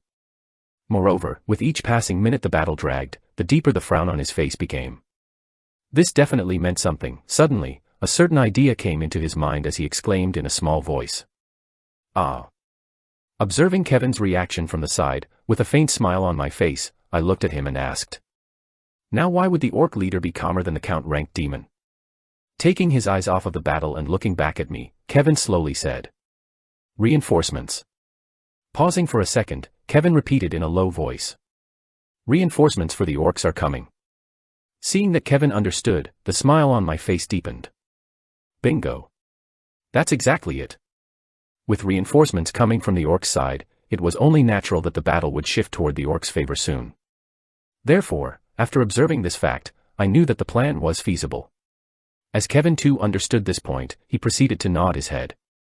"All right, if you put it that way it makes sense. That's right." Rumble. Just as I was about to speak, cutting me off mid-sentence was a large rumbling sound coming from where the battlefield was as the ground beneath us shook fiercely. Abruptly turning my head towards the battlefield, I soon realized why. It seems like the Count-ranked demon can't hold himself back anymore. I guess that's our cue. Solemnly looking at me, Kevin nodded his head and said, "All right. Let's hold on." Just as I was about to sneak into the battlefield, recalling something and taking out a couple of potions from my pocket, I threw them at Kevin. Swoosh. "Take this, you're going to need them. Make sure that once you're in the orc armor you chug all the potions I gave you down." Grabbing onto the potions that I threw at him, a look of confusion appeared on Kevin's face. "What are the dash?" Just as he was about to ask about the potions, I had already disappeared from my spot, leaving him standing alone behind the rock we were peeking from. "Damn it, at least tell me what I need to use them for." Cursing out loud, Kevin glared at where I used to be and proceeded to head towards the battle as well. How careless. Hearing Kevin's shout from the distance, I couldn't help but shake my head. Fortunately, the loud sound from the battles had drowned out his shouting, else they would have caught him already. I felt a bit sorry for leaving without explaining what the potions did, but it's just that I really wanted to join in on the fun. The Author's POV. Chapter 167, Imora, 4. Rumble. Rumble. As I quietly moved around the perimeter of the battlefield, I made sure to hide my presence as much as possible. By hiding behind rocks and trees, I slowly crept my way towards the battlefield. Bomb. Explosions rang everywhere and pained and enraged screams echoed around the battlefield. Both sides continuously fought against each other, with the orcs swinging their massive weapons down and the demons diving down from the sky, piercing through the gap of the orcs' bulky armor. Black and green blood sprayed everywhere as both sides relentlessly tried to kill one another. Turning my head to the side, I stared towards the distance where the battle between the two leaders was happening. Standing with his back straight, Silig, the Legion commander, swung his axe downwards. As his axe touched the ground, the air split apart and a humongous red light quickly approached the Count-ranked demon in the air. Gotcha. Raising his hand and in a slapping motion, the Count-ranked demon's hand made contact with the energy beam. As soon as the Count-ranked demon's hand touched the red beam, everything turned deathly quiet. Everything stood at a standstill as be it orcs or demons all looked towards the distance. Soon a bright red light enveloped the surroundings and a massive explosion rang out. Boom. A massive shockwave swept the surroundings as both orcs and demons in the vicinity were flung away. Not long after, as the light died down and the aftershocks of the explosion settled down, I soon saw the Count-ranked demon diving towards Silig with unprecedented speed. His blood-red eyes now were tinged in black as his left hand hung by a few threads. However, if one looked closely, one could see the fiber of his muscles slowly regenerating, reattaching his arm in place. Stoically staring at the demon heading in his direction, Silig raised his axe in the air and screamed out loud. Grah. Boom. Soon the demon and the orc once again came into collision and another massive shockwave swept the place. Shit. Observing the fight from the distance, I couldn't but silently curse to myself. How long will it take me to reach their level? Staring at the two leaders fighting in the distance caused my blood to boil. Such power. Such overwhelming might that caused the surroundings to shake with every single one of their moves. I too wanted to become that strong too. Strong enough to not worry about carefully thinking about every single one of my actions. I knew I was being greedy. Yet, I couldn't stop myself from wanting that sort of power. And although I knew that the speed of my strength increase could be described as nothing short of a miracle, that didn't stop me from seeking that strength. Still, I knew that some things couldn't be rushed. Staring at the two leaders fighting in the distance, I knew that it was only a matter of time before I surpassed them. Crash. As I was deep into my own thoughts, suddenly out of nowhere, an enormous frame crashed against the trees that were next to me, tearing everything apart, creating a cloud of dirt. Startled, I immediately crouched down and looked towards the direction of where the crash happened. Unfortunately, because of the dirt shrouding the area, I wasn't able to get a proper look at what it was. Turning my head to look behind me to make sure no one else was coming, I slowly approached the area where the crash happened. KHRR. KHRR. As the dust settled down, an orc appeared laying down on the area next to me. With each breath he took, white air escaped from his mouth. Soon our eyes met. Luton Garen Moven human. As his eyes and my eyes interlocked, after a short pause, the orc lifted his head and shouted out loud. Noticing this, placing my hand on the sheath of my sword, I quickly channeled the mana inside of my body and apologetically said. Sorry, I don't speak Orcan language or whatever it's called. Click. The first movement of the Keiki style, quick flash. Spurt. Thereafter, before the orc could defend himself, a bright light illuminated the surroundings, and a streak of light pierced straight through the small gap of the armor the orc was wearing. Green blood sprayed everywhere. Thump. Ooh. Exhaling, I removed my sword from the orc's body as its body lifelessly slumped on the ground. Staring at the orc on the ground, I forcefully tried to calm my beating heart as I wiped the green blood that had splattered on my face. If I said I wasn't nervous right now, that would have been a lie. Although I wasn't sure about my opponent's true strength, I was at least able to infer that he was at least around my level. Fortunately, he was injured, or else the situation might have turned troublesome. Regardless, although nervous, I was able to retain my composure, which proved to me that I was growing. Had this happened to me 5 months back, I would have blanked out and lost some valuable time. It was fine to be nervous, everyone feels nervous. However, if that nervousness affected your judgment, that's when you knew you had a problem, and right now, I no longer blanked out whenever I was nervous. Alright, enough time wasting. Walking towards the now dead orc, I immediately stripped him of all of his armor. Clank. Fucking hell, this crap weighs a crap ton. Throwing the armor to the side, I couldn't help but curse to myself as I felt the weight of the armor. It felt as though it was a car. Sigh. Beggars can't be choosers. Sighing inwardly, looking at the corpse of the orc beside me. Taking out some oil from my dimensional space, I threw it at the orc and snapped my fingers that were coated in flamed scions. Swash. Not long after, a raging fire appeared in the area I was in. As this was a common sight on the battlefield, it attracted no attention. Crouching down and carrying the armor away from the fire, I found a somewhat secluded area and put on the armor. To say it was easy would have been a lie. Let's ignore the fact that the armor was too big for me, just the weight alone made me feel sick. It was already hard enough for me to adjust to 3 times the gravity. Now that I was wearing something that weighted like a truck on me, it felt as though my legs were made out of lead. I could barely stand straight. Fortunately, I had a solution to this.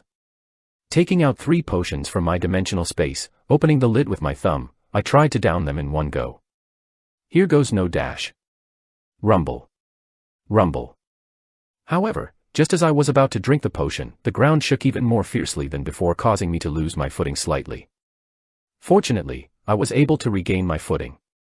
If not, I might have lost the potions. Rumble. Rumble. Staring towards the distance, I slowly muttered. Reinforcements are here. Seeing that I didn't have much time left, quickly chugging down the 3 potions in my hand, I soon found my body expanding rapidly. In a matter of seconds, I was soon able to fill the armor completely. Moreover, the armor was no longer as heavy as it was before. The reason why I was able to do this was because of the 3 potions that I had just consumed. Gigantification potion, potion that rapidly expands body. Effects last for 1 day. Strength magnification potion, potions that increase the strength of the user by a factor of 2. Effects last 1 day, and agility decreases as a result of consumption. Voice changing potion, potion that enables the user to change voice as she pleases. I didn't really need to explain why I needed the first 2 potions, however, the last potion, although it sounded useless, was an extra precaution I took in order to better disguise myself as an orc, as the orcs' voices were loud and powerful. Although I couldn't speak the language, in case they were chanting their war cry, I wouldn't be exposed. Now I guess it's time for me to go. Taking out the red book for a brief moment, I read through some of the pages. Not long after, closing the book, I slowly made my way out of the forest I was in. Thump. Thump. As I walked, with every step I took, the ground shook.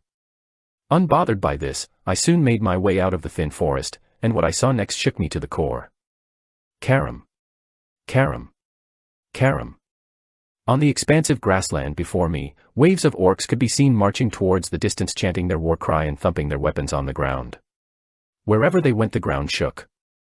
At the helm of the orcs, standing on top of a large boulder, was Silig's figure, who was menacingly staring towards the sky where the count-ranked demon stood. Next to him, another orc stood. He had a similar presence to Silig, however, differently from him. His skin was red and his body was bulkier. He looked terrifying. Staring at the count-ranked demon in the air, the red orc shouted, "Qualam Toran Pluzankar." Staring at the red orc below him, still smiling, the count-ranked demon responded, "Veluum Tennessee Lem." As the count-ranked demon and the orc leaders were conversing, I slowly walked towards the legion of orcs in the distance. As I walked, I made sure to not hide my presence as I kept my back straight and fearlessly walked past the grassland towards where the other orcs were. The reason I was doing this was because I wasn't the only orc that got separated from their legion when fighting against the demons. Therefore, in order to not look suspicious, I had to approach them head-on, and fortunately, not long after, I was soon standing next to hundreds of other orcs, staring towards the distance where the 2 orc leaders were. Tyralem Vokan to Mad Good Kodra. Silently staring at the leaders in the distance, closing my eyes slightly, I spoke inside of my mind. "Hey, Angelica, are you there?" Calling for Angelica inside of my mind, after a short pause, her voice entered my mind. "Yes." Once again opening my eyes and staring at the leaders of both sides, I asked Angelica inside of my mind. "Angelica, can you understand what they're saying?" After another brief pause, Angelica responded, "Yes." "Can you translate for me?" "Yes, but don't talk too much with me, human. I feel a strong presence near here. If I'm slightly careless, I might get exposed. So I'll explain to you once you leave." Finally understanding why Angelica was taking so long to respond, I nodded my head in understanding as I looked at the count-ranked demon in the distance. "All right, I'll wait once he leaves." Although Angelica was currently hidden, there was no guarantee that she wouldn't get caught. Though the chances were extremely low, that didn't mean the chances were not zero. Moreover, with the demon ahead being a count-ranked demon, it was never wrong to be extra cautious. Thankfully, it didn't take long for the count-ranked demon to leave. Kikek, Kalati Alm. Gviet. 10 minutes after Angelica stopped speaking to me, with a loud chuckle the count-ranked demon flapped his wing in the air and disappeared into the distance as a sonic boom resounded across the surroundings. Next to him, the remaining demons too disappeared in the distance with large smiles on their faces. Boom. Boom. Although I wasn't able to make out what had happened, I knew that the demons had succeeded in whatever they were planning. That was because not long after the demons left, an enraged roar swept the surroundings and vegetation. Gundam Buell. The source of the shout was Silig, whose chest was rising up and down fiercely.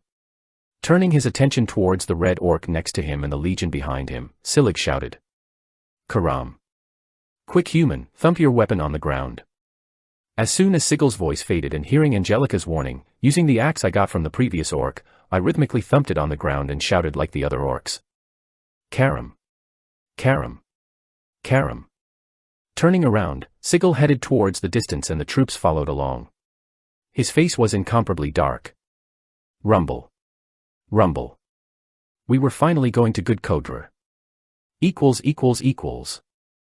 author's POV. Chapter 168, Good Kodra, 1. As dark clouds enveloped the sky and blocked the sunlight from shining down upon the land, on a mountain range, rumbling sounds echoed across the surroundings. Rumble. Rumble. Marching through the large rocky terrain were over 1,000 orcs wearing thick metallic armor that weighed over a couple of tons. With each step they took, the ground beneath them shook. Random gal. Walking at the front of the army of orcs were 2 orcs that stood out from the rest. A white orc and a red orc. Presently, both of their faces were incomparably dark as their chests heaved up and down unevenly. The Legion commander, Silig, had an especially terrifying expression as the large scar on his face became even more glaring. As we walked, a boundless bloodlust exuded from his body. The bloodlust was so powerful that the orcs standing next to him were trembling uncontrollably. Almost as if they were staring at death itself. Watching the scene from further back, with my head straight, I softly said in a deep voice, "How long do we have left?" Walking next to me, wearing a large metallic armor that covered most of his body, was Kevin, who coldly said, 10 more kilometers. Turning my head to the side, and noticing Kevin's attitude, I realized that he was still holding a grudge against me for the potions thing. Rolling my eyes inside of the large metal mask, I apologized. "Alright, I'm sorry about the potions thing, you don't need to be so mad about it. I do understand that I was at fault here, but it's not like something would have happened. Let's exclude his perks as the protagonist, I also had the book with me. With it I knew Kevin was going to be fine. I wasn't dumb enough to make him do something that would end up killing him. Not mad. I was almost caught because you didn't tell me what they did." "No you weren't, stop exaggerating. He only startled a nearby orc, nothing much happened." Since the orc was too busy fighting a demon, there was no follow-up. Turning his attention towards me, Kevin frowned inside of his mask and said, "And how do you know that?" From what Kevin remembered, Ren left on the opposite side of him, he shouldn't have seen him. Without skipping a beat I responded. "Since I got lucky and an orc died next to me, I was able to quickly change and thus saw you on the way." Squinting his eyes, Kevin proceeded to nod his head. "I see. Nope, I was actually quite far from him, but he didn't need to know that. That aside, I finally found out why the orcs and the demons were fighting. After the count-ranked demon left, Angelica finally told me what had happened. To summarize it. In short, the demons ambushed the orcs. Normally this wouldn't have been that much of a surprising event considering the fact the orcs and demons fought all of the time, however, this time, things weren't the same as usual. In fact, a big problem happened. And the problem was that the food supply the orcs were carrying was directly targeted by the demons and as a result were destroyed. This was a massive blow to the orcs. With how scarce food was, any loss dealt towards their food supply meant that they were dealt a devastating blow. Especially since food was what kept their soldiers alive till now. The less food the orcs had, the lower the chances of them surviving were. Kevin also understood this, and so as we marched with the other orcs, we discussed what happened. Although Kevin somewhat had gotten the gist of what had happened since he could understand their language, only after I relayed to him what Angelica told me that he fully understood what was going on.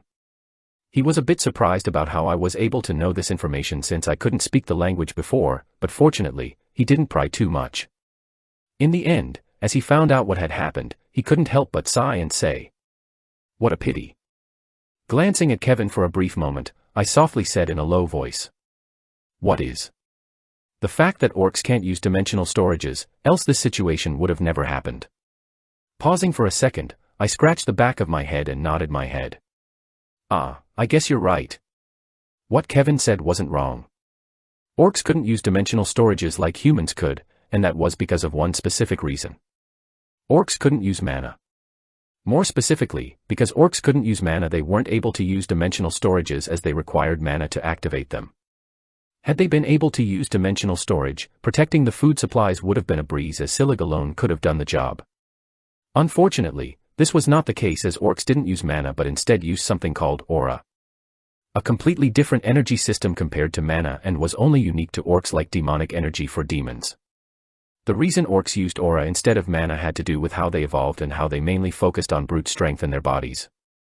Unlike mana, which enabled users to channel elements, aura was a force that was hidden within the bodies of the orcs and allowed them to stimulate every single muscle and fiber of their bodies. In doing so, it helped them grow stronger by regrowing their muscle fibers to be stronger and more durable. The end result was their massive bodies that contained boundless raw power hidden within. I didn't need to elaborate on how strong they were, as I had seen Silig's power firsthand. Terrifying. Therefore, because of how they were biologically designed, orcs couldn't use mana. This also explained why the orcs wore crude and heavy armor. It was simply because artifacts were useless to them as they couldn't use mana. Going back to Silig, the reason why he was especially furious was quite obvious. Since he was the leader of the expedition, all responsibilities were going to fall on him for the failure. Thump. Thump. Suddenly, snapping me out of my thoughts, were the sounds of footsteps halting as every soldier stopped moving. Standing on top of a rock, overlooking the orcs below him, Silig's powerful voice resounded across the area. Lura Lon Sawiak. Komi Tun Larian Von Dash. Listening to Silig's voice echoing across the surroundings, frowning, I called for Angelica inside of my mind. Hey Angelica, is there a way for you to make me understand? After a brief moment, Angelica's voice entered my head as she said.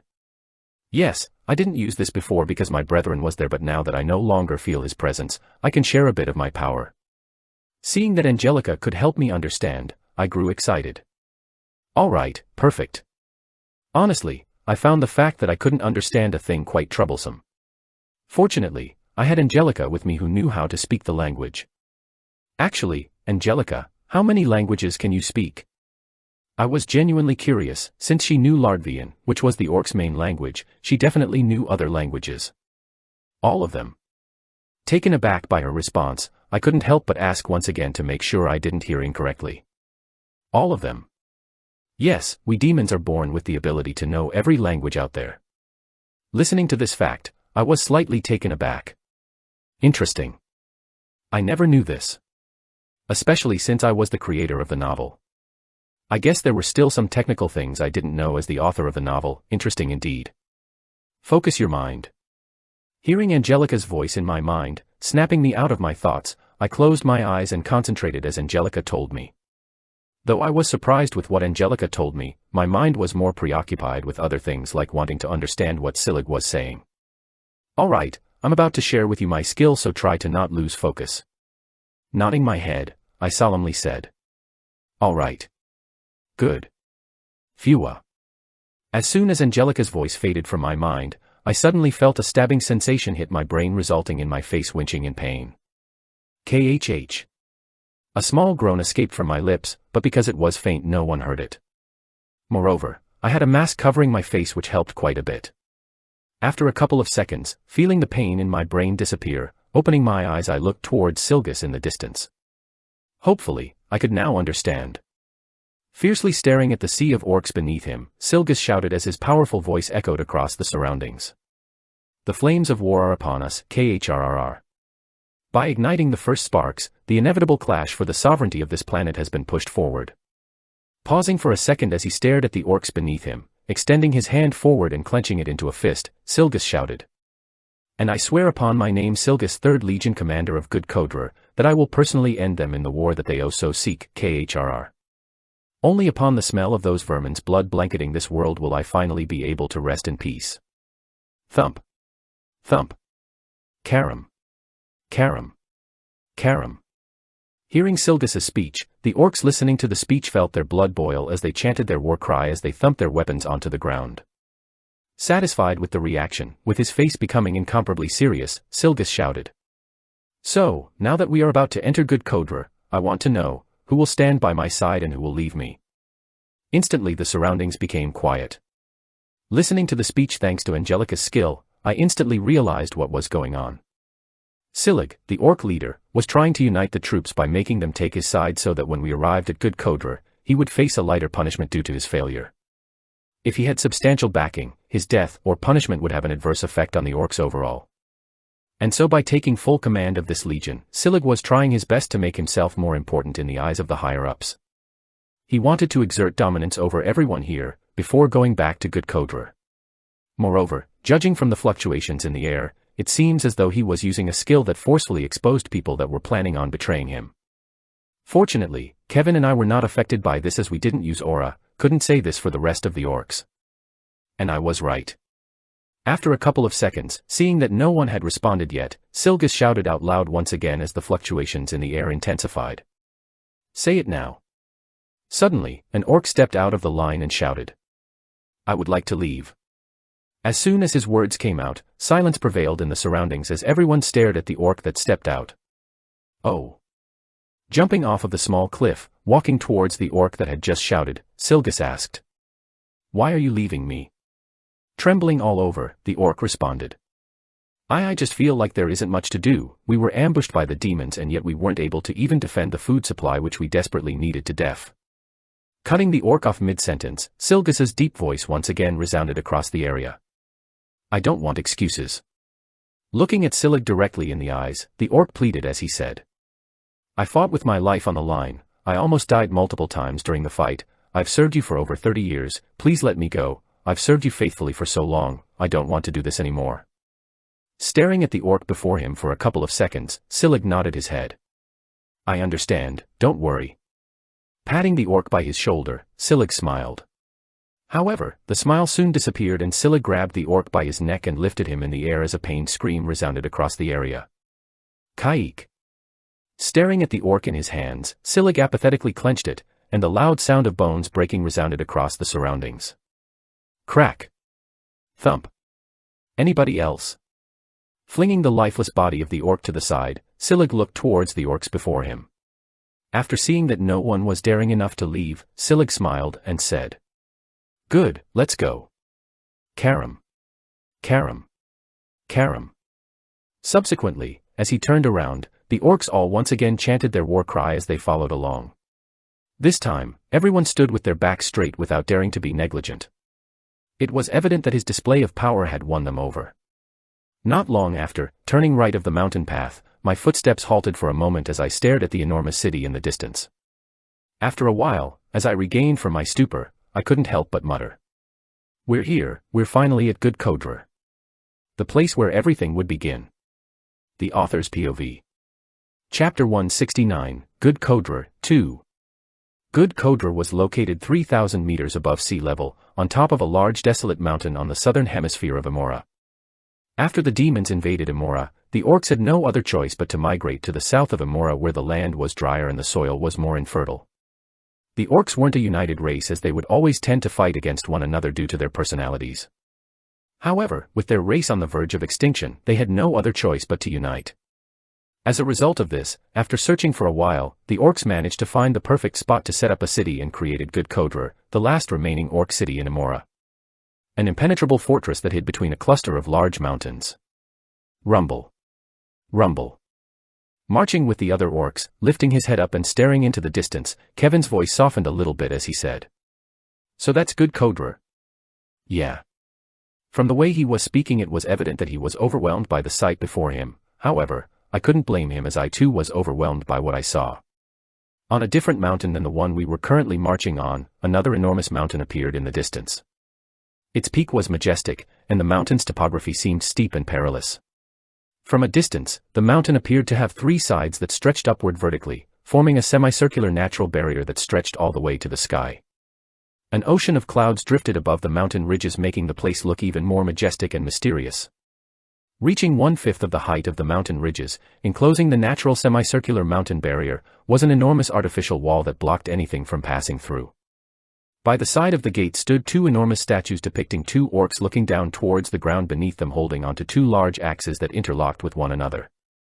The statues looked extremely intimidating, creating an oppressive and menacing feeling. In the middle of the wall stood a large wooden gate connected to a long and wide flat bridge that linked 2 mountains together. The one Good Kodra was on and the one we were currently marching on to get there. Thump. Thump. As we marched across the stone bridge, looking below the bridge I couldn't help but swallow a mouthful of saliva as I muttered, "How deep is that?" Utter darkness. What was below the bridge was utter darkness that I could see no end of. If I dropped a rock down the bridge, I'd estimate that I still wouldn't be able to hear the sound of the rock reaching the bottom a couple of minutes after dropping it. It looked bottomless. Ooh.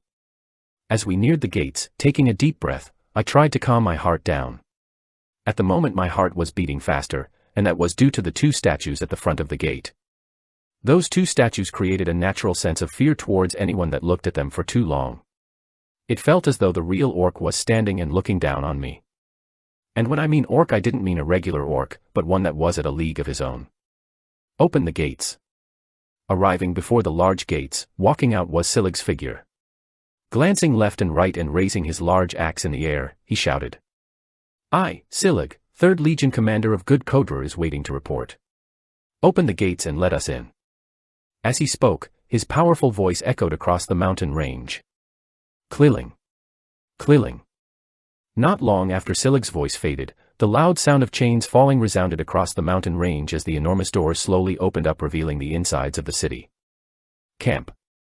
As the gate reached the top, staring at the vast city before me, I couldn't help but mutter in a low voice. So this is the true Good Kodra. The last orc stronghold in Amora.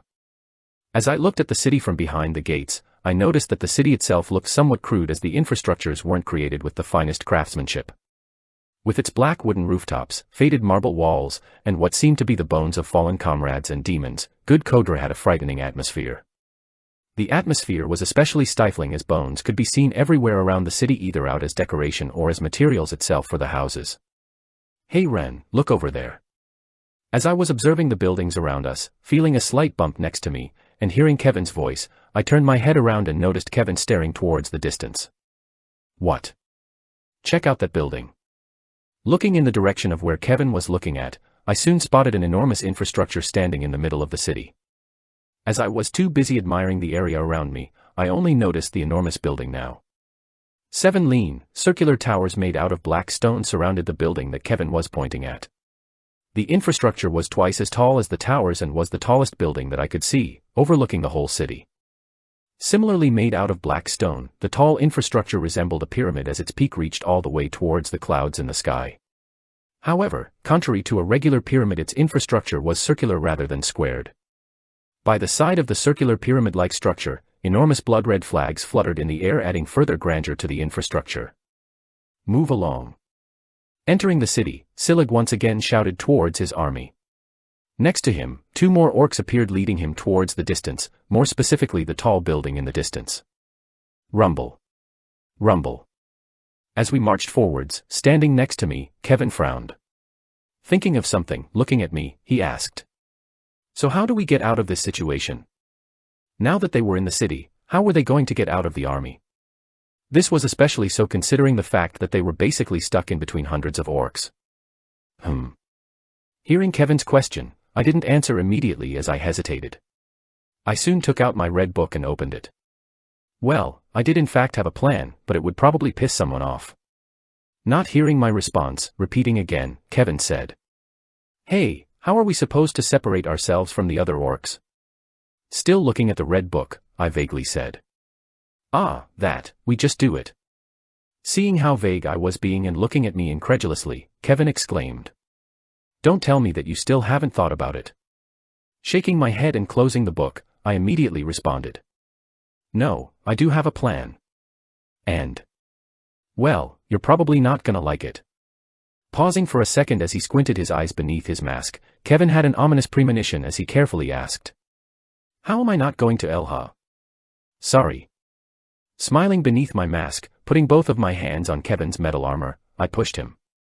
As I pushed him, I made sure to apologize to him. You. Clank. Who dares? Crashing against a nearby orc, carrying the momentum with him, Kevin crashed against multiple other orcs. Without looking at what was happening, turning around, with a couple of rocks on my finger, I flicked them towards a couple of more orcs standing before me. Plack. Plack. Who dares? As the rocks hit the 2 orcs I aimed at on their helmet, turning around, the orcs shouted out loud as they glared at their surroundings. Shortly after, the 2 orcs that I hit looked at each other. Pointing towards each other, they shouted. Was it you? You disgusting bastard. So it was you. You want to have a go? I'll fight you. Within a minute, both sides raised their weapons and slashed towards one another, and a small shockwave appeared as a result of their clash. Bam. How dare you? Pushed back by the collision of the 2 orcs, another orc shouted out loud as he raised his axe and slashed down. Bam. I'll kill you. Soon a massive brawl ensued as more and more orcs joined in on the fight, creating massive mayhem. Fortunately, by the time the fight got serious I had already left, else I might have found myself in a pickle. Oof. If I had to be honest, this strategy wasn't something I had come up with on the spot. I remember seeing this in a movie, so I just tried to imitate it. Create chaos amongst the orcs and use the opportunity to slip out whilst everyone was distracted. Since orcs weren't the brightest creatures and were easily provoked, this strategy proved to be rather effective. Had they been even a little bit smarter, this plan would have never worked. Plus, I knew everything was going to be fine. Staring at the book in my hands, which no one else could see, I leisurely walked away from the orc army. Fortunately, I had the book with me. With it, I could pretty much see if my plan would have failed or not. Of course, even though I saw that the plan I was planning on using worked, it didn't mean that the future depicted in the book was correct. Had I missed my shot towards the two orcs, everything wouldn't have gone as the book had depicted. Therefore, even if the book showed me that everything was going to be fine, it didn't mean that it was going to guarantee success. There was always a chance of failure. Had I messed up, none of what the book showed me would have happened. Well, since everything is fine now, I shouldn't dwell too deeply into it. Putting the book away and turning around, I soon saw Kevin sneaking out from the army of orcs. Soon his eyes interlocked with mine.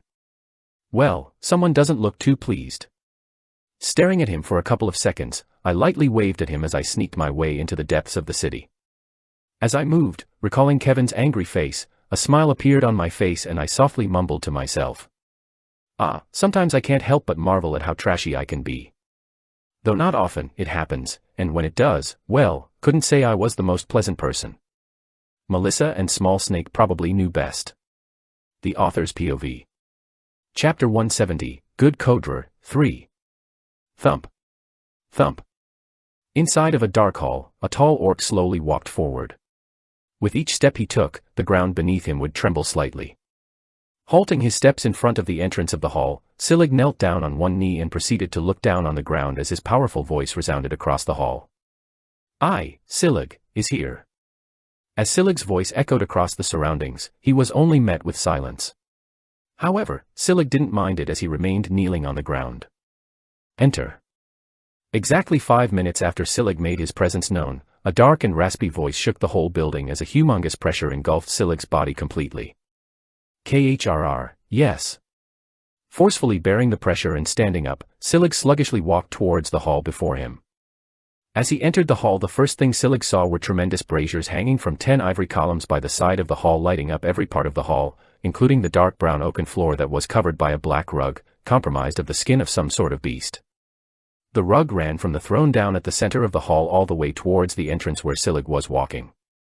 Rectangular banners with black and red sigils hung from the side of the walls, and between each banner sat a small altar full of candles, illuminating the statuettes of powerful creatures depicting either orcs or other fantastical creatures such as dragons and gargoyles.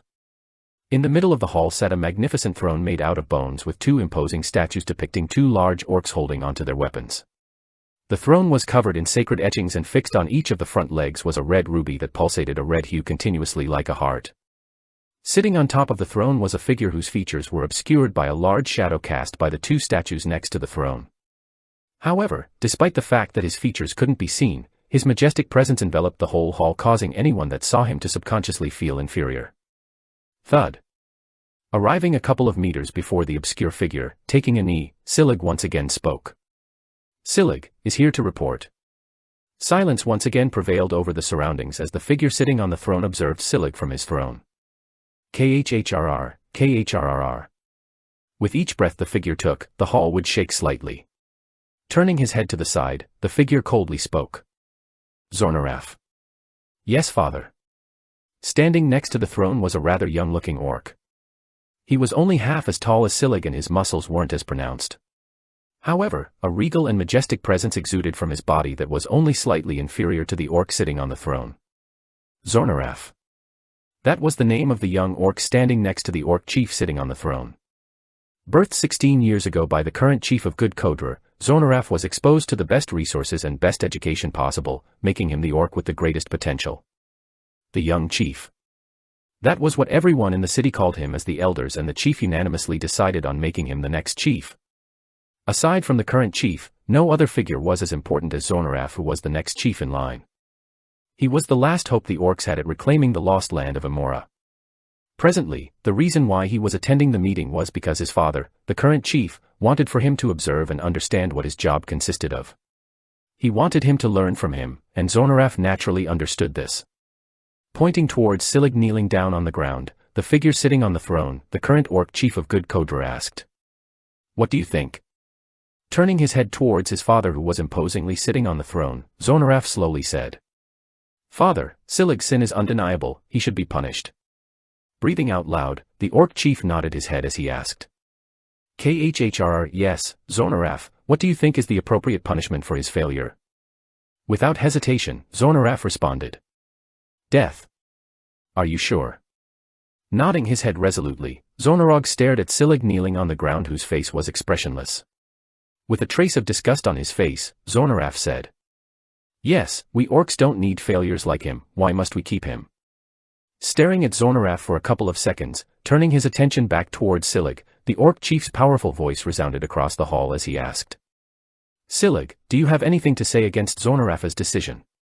Hearing his name being called, lifting his head up, and staring deeply into Zornaraf's eyes, Silig nodded his head. "Yes." Hearing Silig's response, feeling challenged, Zornaraf raised his voice as he shouted at Silig. "You dare!" Raising his hand from the armrest of the throne, the orc chief glared at Zornaraf. "Shut up. Only talk when it is your turn to talk, do not interrupt otherwise." As soon as his voice left his mouth, the whole room shook violently. Dreadful energy propagated outwards of the chief's body like a turbulent wave as it engulfed the entire hall. Rumble. Realizing his mistake and lowering his head, Zornaraf nodded his head. "Yes, father. As the next chief in line, you need to think long-term instead of short-term. As a leader, you must always be composed and mustn't let our primal instinct cloud or decision-making." Enlightened, Zornaraf nodded his head in understanding. "Understood, father." "Good." Seeing that Zornaraf had understood, turning his attention back to Silig, the orc chief's voice once again resounded across the hall. "So, Silig, since you are so dissatisfied with my son's decision, tell me why we should keep you."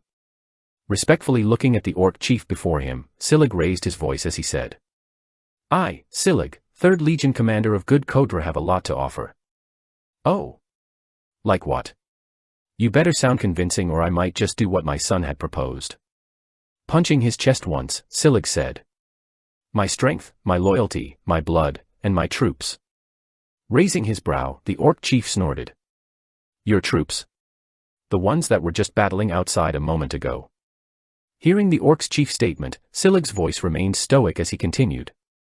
"Yes, they are faithfully loyal to me. Killing me would have a detrimental effect on the morale of the troops which you cannot afford to do at the moment.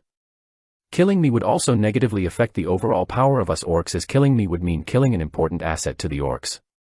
Pausing for a second, Silig loudly said. "Killing me would result in your position to shake." Gripping onto the armrest of his throne, the orc chief squinted his eyes. "Oh. Are you threatening me?" Be it humans, elves, demons, or dwarfs, power struggles were normal. It would have been strange if the current orc chief had no other people vying for his position. Silig's point was quite a valid one as his death would mean that the current chief would have his power considerably weakened as not only will he lose a powerful commander, he would also a lot of the soldiers that are loyal to Silig. Normally the current orc chief would have taken notice of the small threat as his position was solidified, however, glancing at Zornaraf next to him, he had to make his decision carefully. Though his position was solidified, Zornaraf's position still wasn't. If he lost Silig's support, then his ascension as next chief would become much harder. Simply put, this would do more harm than good for Zornaraf as it would allow for rivals to gain valuable time to grow. This could not happen, and Silig knew this. Noticing the orc chief falling into deep contemplation, shaking his head, Silig raised his head and stared at the orc chief straight into his eyes as he coldly said. "No, I am not threatening you, I just know my worth." Silence soon prevailed over the surroundings. Deeply staring at Silig's eyes for a couple of seconds, the orc chief tapped on the armrest of his throne for a couple of seconds before opening his mouth. "Khrr. Khrr, very well." Nodding his head, the orc chief looked at Zornaraf as he mumbled. "You still have a long way to go, Zornaraf." Turning his attention back towards Silig, the orc's chief's powerful voice shook the whole hall as he spoke out loud. "From henceforth, Silig, 3rd Legion commander of Good Kodra will be dismissed from his duties and will guard the food storage for the next 3 years. Until then, he will no longer have anything to do with the 3rd Legion and will only be responsible for safeguarding the main food supply. Deeply staring at Silig as he released his pressure, the orc chief said, "Do you have any problems?" With an incomparably dark face, Silig stood up and shook his head. "Khrrr, no, I will comply." Turning around, Silig soon left the hall. As he turned around, his face became especially terrifying. If looks could kill, then right now Silig could slaughter a whole army. Although his punishment was on the lighter side, Silig knew that it was merely a mask. By separating him and his troops for 3 years, the orc chief was trying to diminish the loyalty they had towards him so that in the future he would have been able to pull off the same stunt. As his thoughts paused there, Silig clenched his teeth tightly as he walked out of the building. "Don't think that I'll let your plan succeed that easily." Not so far from where Silig was, in a rather secluded spot in Good Kodra, with Kevin still glaring daggers at me, I leisurely sat down on the ground and took off the bulky armor. Clank. Clank. Ha, this was hella stuffy. As I threw the armor to the side, I couldn't help but take a big breath of fresh air as I rejoiced at the fact that I no longer needed to wear the armor. It felt as though I was staying inside of a sauna. "Are you seriously not going to address the fact that you literally pushed me towards the orcs and abandoned me?"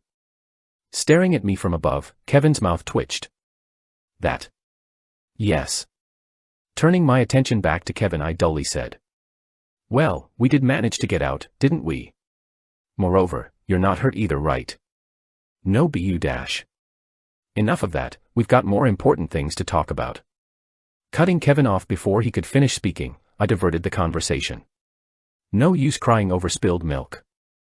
Helpless, Kevin nodded his head as he asked, "So, what are you planning on doing?" "What am I planning on doing?" Taking off the metal pads from my arms, a faint smile appeared on my lips. Channeling flame scions towards the tip of my fingers, I proceeded to snap my fingers. Snap. Fwa. As soon as I snapped my fingers, a small red flame appeared on my hand. Deeply staring at the flame in my hand, I said, "We're going to ignite the flame that will rage upon Amora and leave nothing but devastation in its wake." Pausing for a second as the smile on my face deepened, glancing towards Kevin for a couple of seconds, I clenched my fist and said, "We're going to start a war." The Author's POV. Chapter 171, Igniting the Flames, 1. Opening his eyes wide, Kevin exclaimed in disbelief. "You're planning on starting a war?" Putting my finger on my lips as I gestured for Kevin to quiet down, I shook my head. "No, don't misunderstand. The war was always going to happen regardless of past, present, and future. All I'm doing is just pushing up the date of when the war will happen." Frowning, after a bit of thought, Kevin nodded his head. "I guess you're right." Judging from what he saw the past few days, it did indeed seem like a war was inevitable. From the way that the orcs desperately sought food every day in order to survive, to how they were forced to live in a completely desolate place. A war was indeed inevitable. Yeah. Staring at Kevin, who seemed to have bought what I said, I secretly shook my head. Naive. Actually, what I said was total bullshit.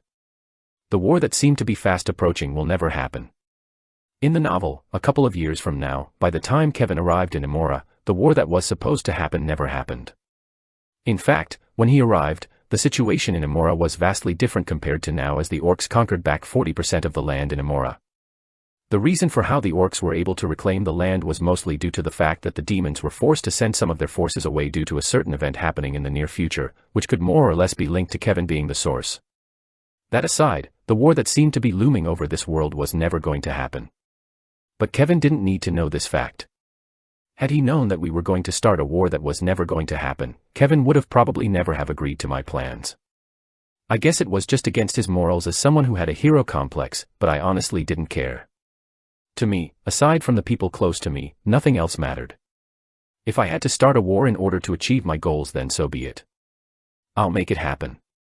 Especially since my goal was to infiltrate Seton, the city that once used to be the capital of Amora, and was now under the demon's rule. Going to Seton was a must, as everything that I wanted was there. Be it Mind Breaker Curse Cure, the Flute of Artemis, Angelica's item, and a few other things I wanted, everything was located there. By starting a war, I was essentially trying to divert the demons' attention away from that city so that I could sneak in and take everything that I wanted when the stronger demons were out fighting. And once I took everything, I didn't need to look for ways to escape, as I would have Kevin directly create a portal back to Earth in order to escape. Knowing this, I knew that all I needed to do was sneak into the city. With me not needing to think about an escape plan, it meant that I could now fully focus on igniting the flames of war. Turning my attention back to Kevin, I started explaining to him the current plan. Listen up, Kevin, as you probably already know, in order for me to achieve my goal, I need to start a war. And the thing you're about to do next is extremely important. Nodding his head, Kevin's face turned serious as he perked up his ears. Okay. Pausing and staring at Kevin straight into his eyes, I softly said. Your goal is simple: destroy their food storage. This point was self-explanatory. With the orcs no longer having food storage, they will be forced to venture outside of the city to look for food, and the only way they could do so at the moment would be through plundering and attacking the demon cities in the northern hemisphere of the world. This would obviously enrage the demons and create more conflicts between them. But hold on, would this really be enough to start an all-out war with the demons? The answer was no. Just destroying their food storage wasn't enough. Although this would definitely escalate the conflict between the two parties, this was not the trigger that would start the war. Destroying the food supply was merely like moving a pawn. It just moved the game forward, it didn't end the game. What would really start the war was up to me. Fortunately, I had already thought of this before coming here, as all my preparations were ready. Glancing at the black ring on my finger, a faint smile appeared on my lips. You're soon going to come into play. Where is their food storage? As I was looking at the black ring on my finger, snapping me out of my thoughts was Kevin's voice as he asked about the location of the food storage. Listening to Kevin's question, my mind stopped working for a second as I responded. No idea. Frowning, Kevin was taken aback as he asked. Then how are we supposed to do this? What was the point of destroying the food storage if they had no idea of where it was? Moreover, considering how important it was definitely hidden somewhere within the city. It's not like they were going to make its location known, as that would basically be revealing their weakness for everyone to see. Although the orcs were stupid, they weren't that stupid. Looking at the city and seeing how big it was, Kevin estimated it would take a long time for the both of them to even get a clue on where food storage was. Moreover, since they only had 1 month here, wasting time looking for the food supply wasn't the most ideal thing. Understanding Kevin's worries, I reassured him. Don't worry, although I may not know where the food storage is, I know someone who does. Taken aback, Kevin asked. Who? Smiling mysteriously, I looked towards the large circular pyramid-like structure in the distance. You've already met him. Thinking for a moment and finally realizing something, opening his eyes wide, Kevin said. Wait, you don't mean? Nodding my head, I confirmed Kevin's assumption. Yeah, our very own Commander Silig. Pausing for a second as I admired the black tower at the center of the city, I slowly continued. It's just my guess, but because of the fiasco with the food supply thing, he is probably going to get demoted. And considering how influential he is in the army, as we had just seen a while back, the orc chief will most probably not allow him to enter the army again to try to decrease his influence in it. Meaning that there is only one option left. Interrupting me, Kevin said. Guarding the food supply. Staring at Kevin and seeing that he had understood, I nodded my head. Yes, considering his strength and status, if he's not going to be part of the army, the most logical thing would be for him to guard the food supply, any other role, and it would be a waste of his talent. Pausing for a second, I looked at Kevin and continued. So, if you follow him discreetly, you will know the location of the food supply. Placing his hand on his chin as he closed his eyes and thought for a moment, after a couple of seconds Kevin proceeded to nod his head. That makes sense. Moreover, spying on him shouldn't be too hard considering the fact that the orcs here aren't well versed in detecting mana. Yeah. Hearing Kevin's comment, I nodded my head. Fortunately, he was smart enough to understand my train of thought. Because Kevin and I were human, it was much easier for us to sneak around in good Kodra. The reason was because orcs here had zero self-awareness towards humans, more specifically mana. That was because mana and humans weren't a thing that was supposed to exist in Amora. A planet only inhabited by orcs and demons.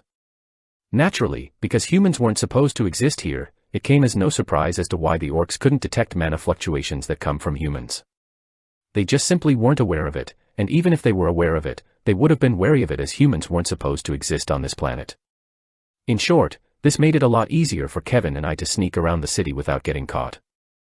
Still, just because it was harder for them to detect us, it didn't mean that they couldn't. If we came too close to them, we could easily be detected by the sound of our breathing and heartbeat. With orcs mainly focusing on their body, their senses were far more evolved than ours. It wouldn't be strange for them to detect us just through our sense of smell. But that was fine. If we stood far enough, we would easily be able to spy on the orcs. Moreover, as I've said before, Kevin and I were human. Our smell wasn't something that the orcs could understand, not unless they saw humans firsthand, which they shouldn't have. So, although possible, the chances of them sensing us through smell wasn't very high. This was proven on our way towards the city with the orc army. All right. The more he thought about it, the more Kevin was convinced with the plan. He shared a similar thought process and instantly understood the crux of the plan. It could definitely work. Glancing at me, he asked, "I can do that, but what will you do?" Pointing towards myself, I asked, "Me? Yeah, are you coming with me?"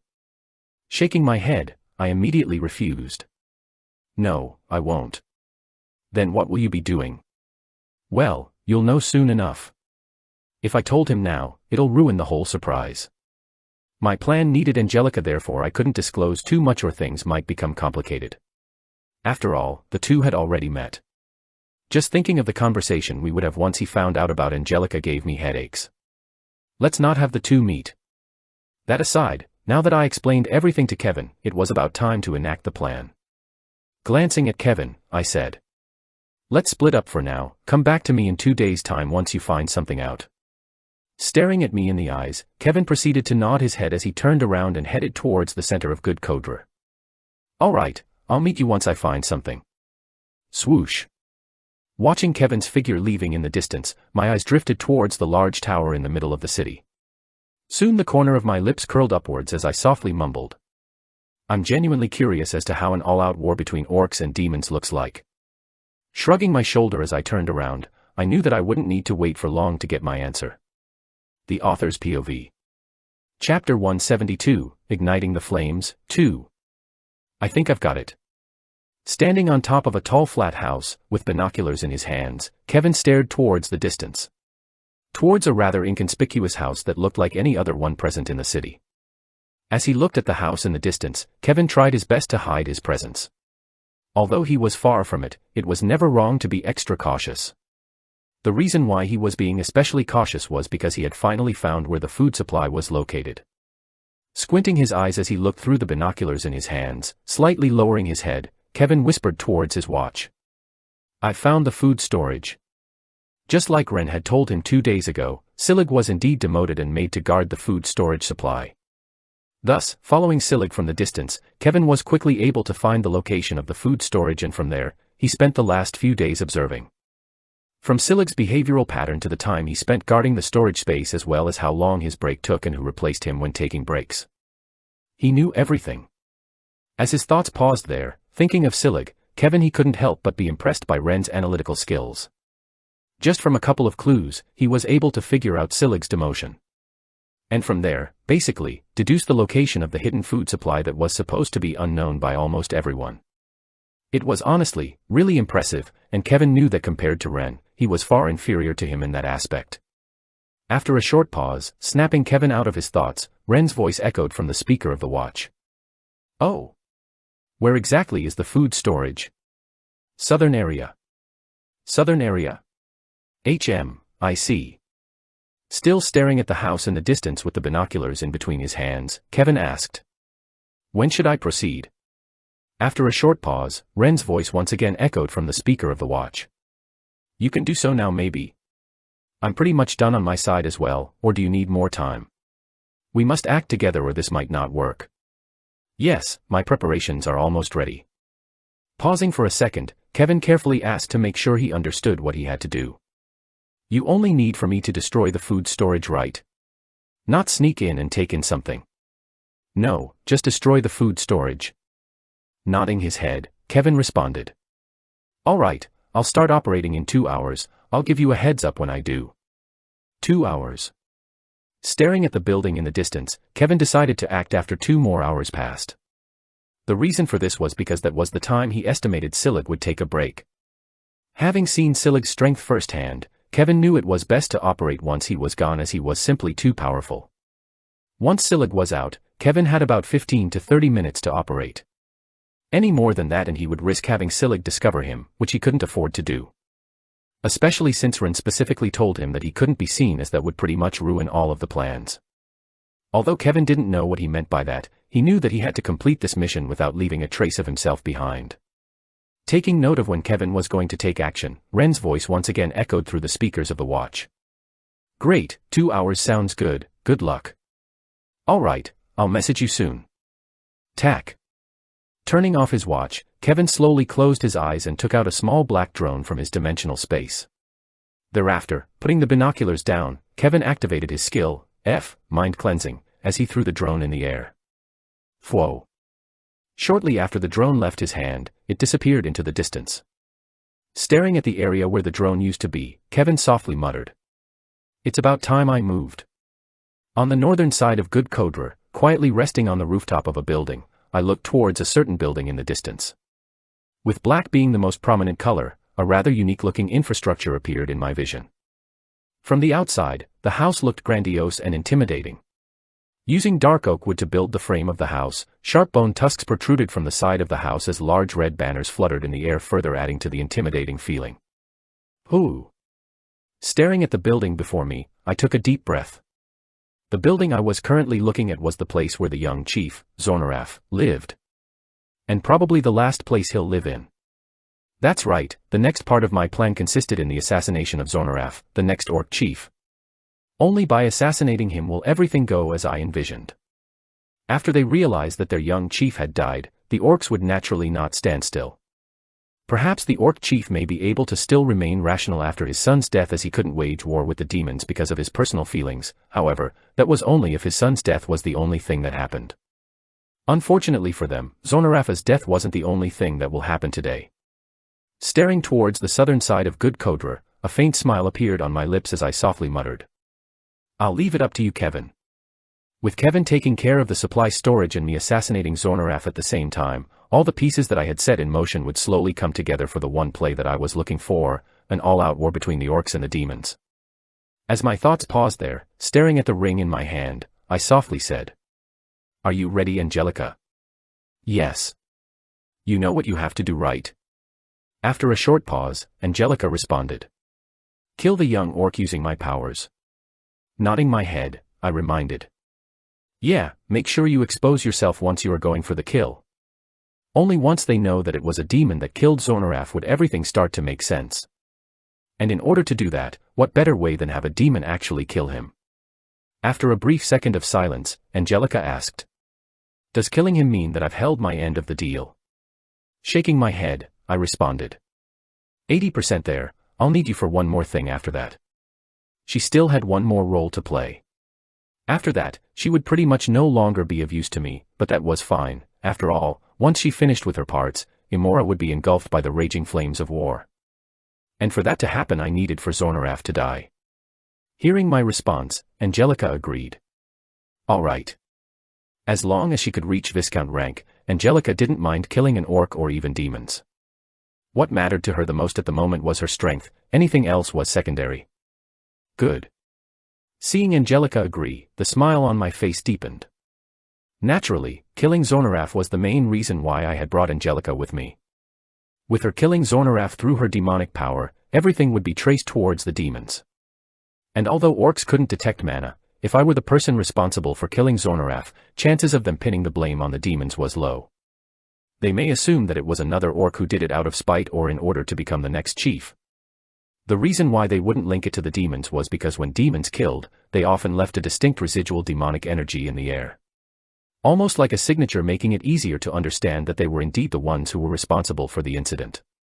If I were the one to kill Zornaraf, then the orcs might have trouble connecting this to the demons, specifically because I couldn't leave any demonic energy. As I was in the middle of my thoughts, I suddenly sensed something in the distance. Soon a smile appeared on my face as I said, "Oh, he's coming, get ready Angelica, we're about to move." Walking towards the house that I was observing from the building I was on, I saw the figure of a young orc accompanied by another orc slowly making their way towards the house. Zornaraf and his bodyguard. After having observed Zornaraf's behavioral pattern as well as routines for the past 2 days, I pretty much got the gist of the situation. And I had to say, I was rather disappointed. This was mostly due to the fact that Zornaraf only had one bodyguard with him at all times. One. Yeah, just one bodyguard. The fact that Zornaraf, the next orc chief, only had one bodyguard with him was rather shocking. Was he that confident of the fact that no one would target him? Although his strength ranged around D rank, which was amazing for someone his age, in the grand spectrum of things, he was amongst the weakest individuals residing in the city.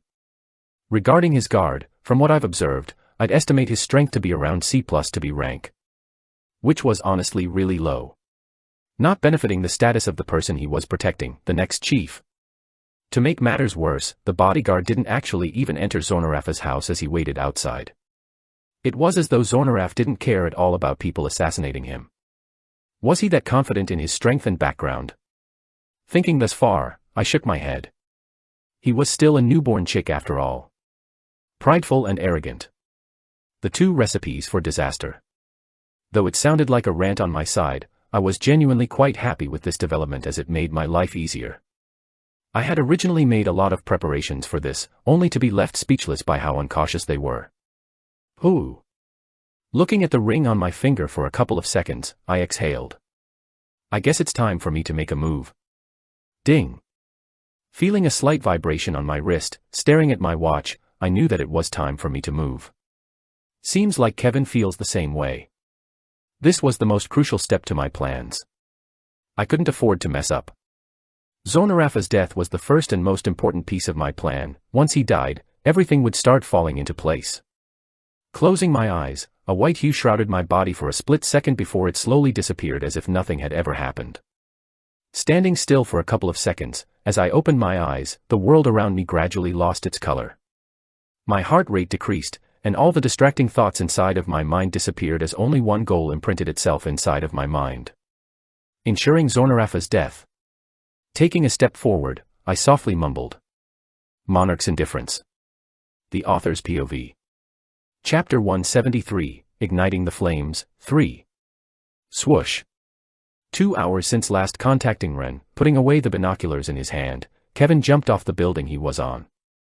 The time was right. Tap. As his feet softly landed on the ground, Kevin quickly turned around and swiftly moved through the narrow streets of the Good Kodra.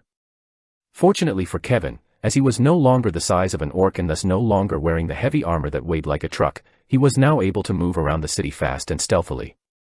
This should be the place. Stopping in front of an inconspicuous-looking house, glancing at his watch, Kevin softly mumbled. 15 minutes. 15 minutes. That's how much time Kevin had at his disposal.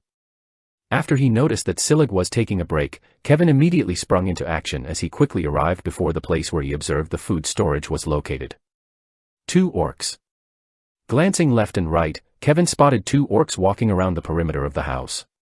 Although they looked nothing special as they wore no armor nor did they seem strong, Kevin wasn't fooled.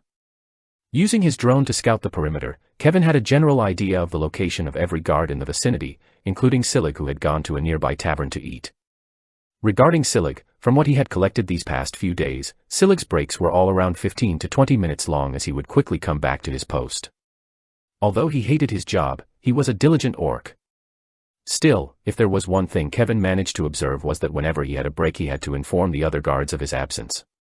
Because of this rule, Kevin was quickly able to figure out who the other guards were. And thus why he knew that the 2 orcs before him were guards. Although Kevin was most wary of Silig, the strength of the 2 orcs before him wasn't something to scoff at. From what he observed, in terms of strength, they were all within the C to B rank range, which was something that the present Kevin couldn't handle. Regardless of the fact that he had a system, there was no way he could fight the orcs with his current strength. But that was fine, since his goal was to destroy the warehouse, Kevin didn't need to be close to them nor did he have to fight them. Staring up towards the dark gray sky covered in clouds, Kevin softly mumbled. It's about time it rained. Pita.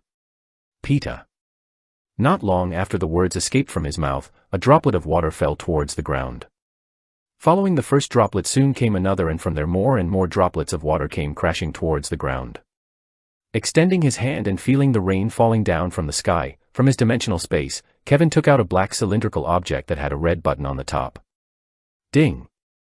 Pressing the red button, Kevin glanced at his watch and remained still. 30 seconds, 1 minute, 2 minutes, 3 minutes, 4 minutes, 5 minutes.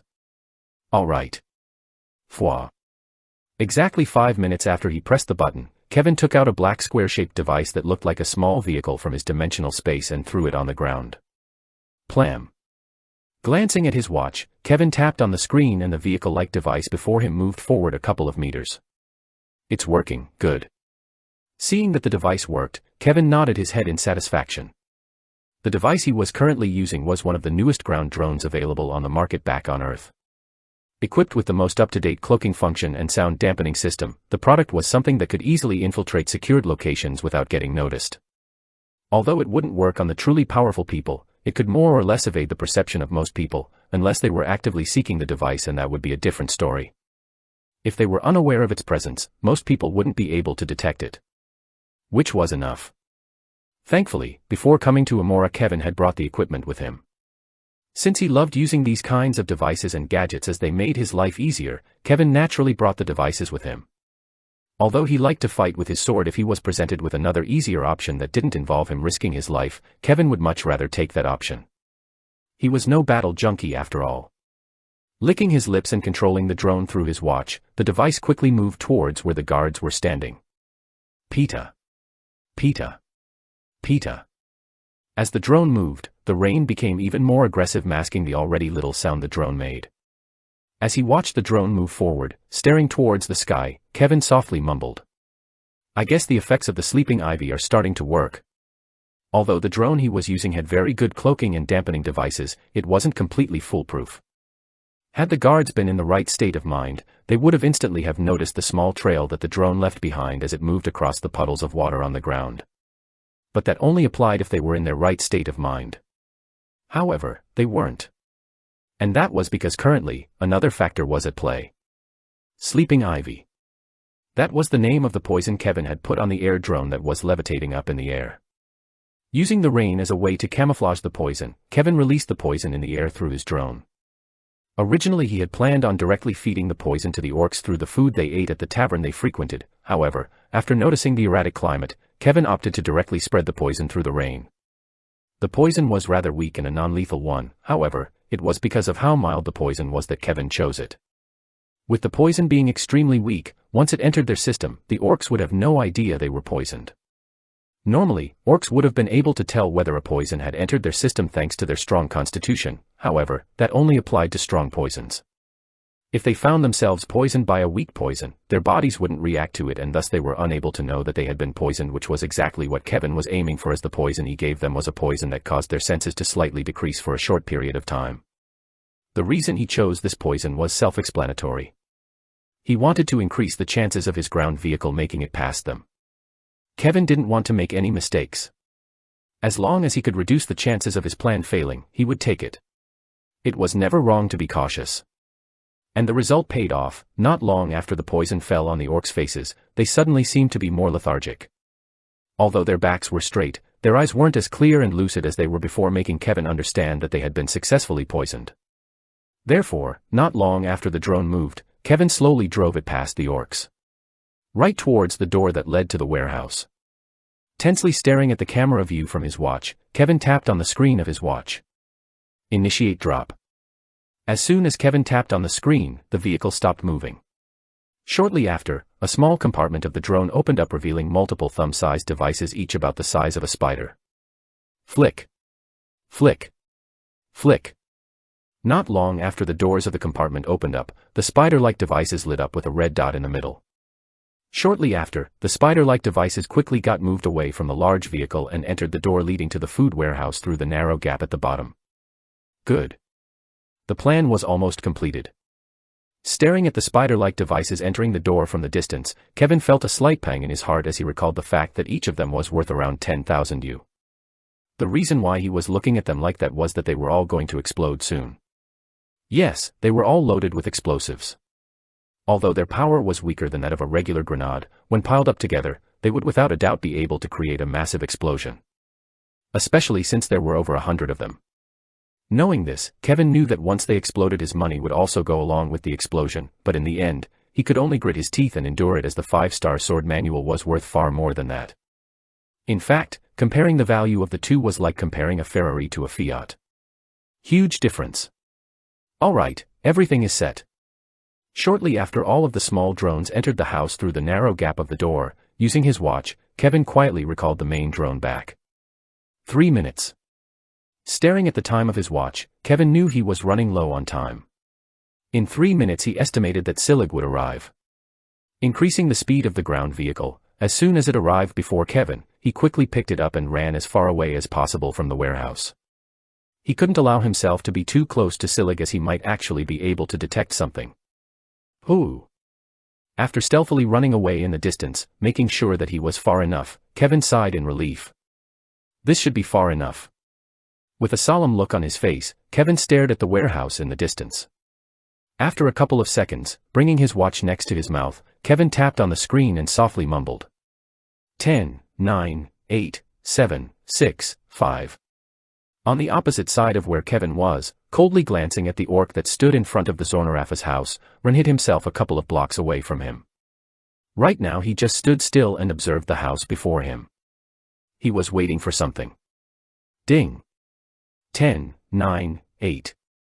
Suddenly, Ren felt his watch vibrate and Kevin's voice entered his ears. Hearing the countdown, placing his hand on the sheath of his new sword, Bleak Star, Ren channeled his wind and fire scions simultaneously as blue streaks of light started appearing on guard of the sword. Cracka. Cracka. 7, 6, 5. With each passing second, the electricity revolving around the sheet of the sword became more and more glaring as the low muffled sound of thunder rumbling became more and more discernible. 4, 3. Glancing at his watch indifferently, Ren remained still. 2, 1, 0. Then the countdown hit 0. Once it did, silence prevailed over the surroundings. However, the silence only lasted for a split second as an enormous explosion soon resounded in the distance. Boom. Good Kodra shook. The author's POV. Chapter 174, Igniting the Flames, 4. Boom.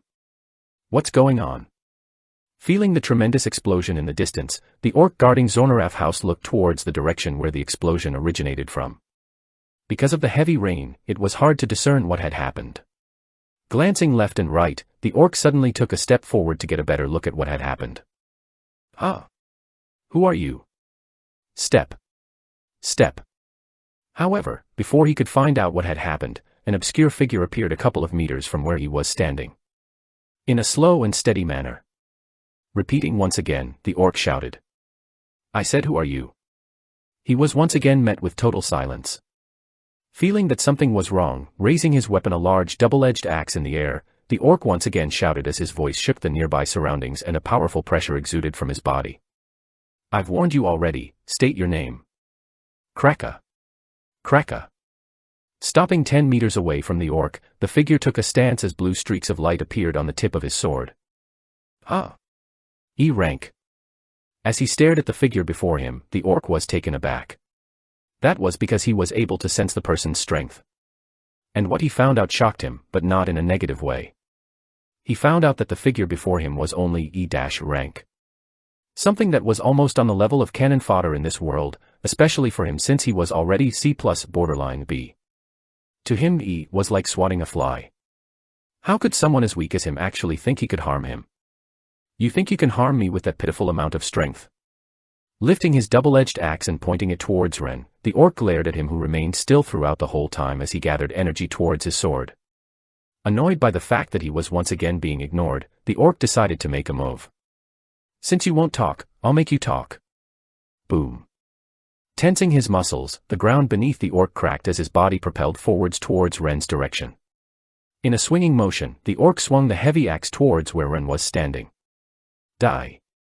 Apathetically staring at the orc that was approaching him at extreme speeds, raising his left hand, Ren suddenly snapped his finger. Snap. KHH. Who?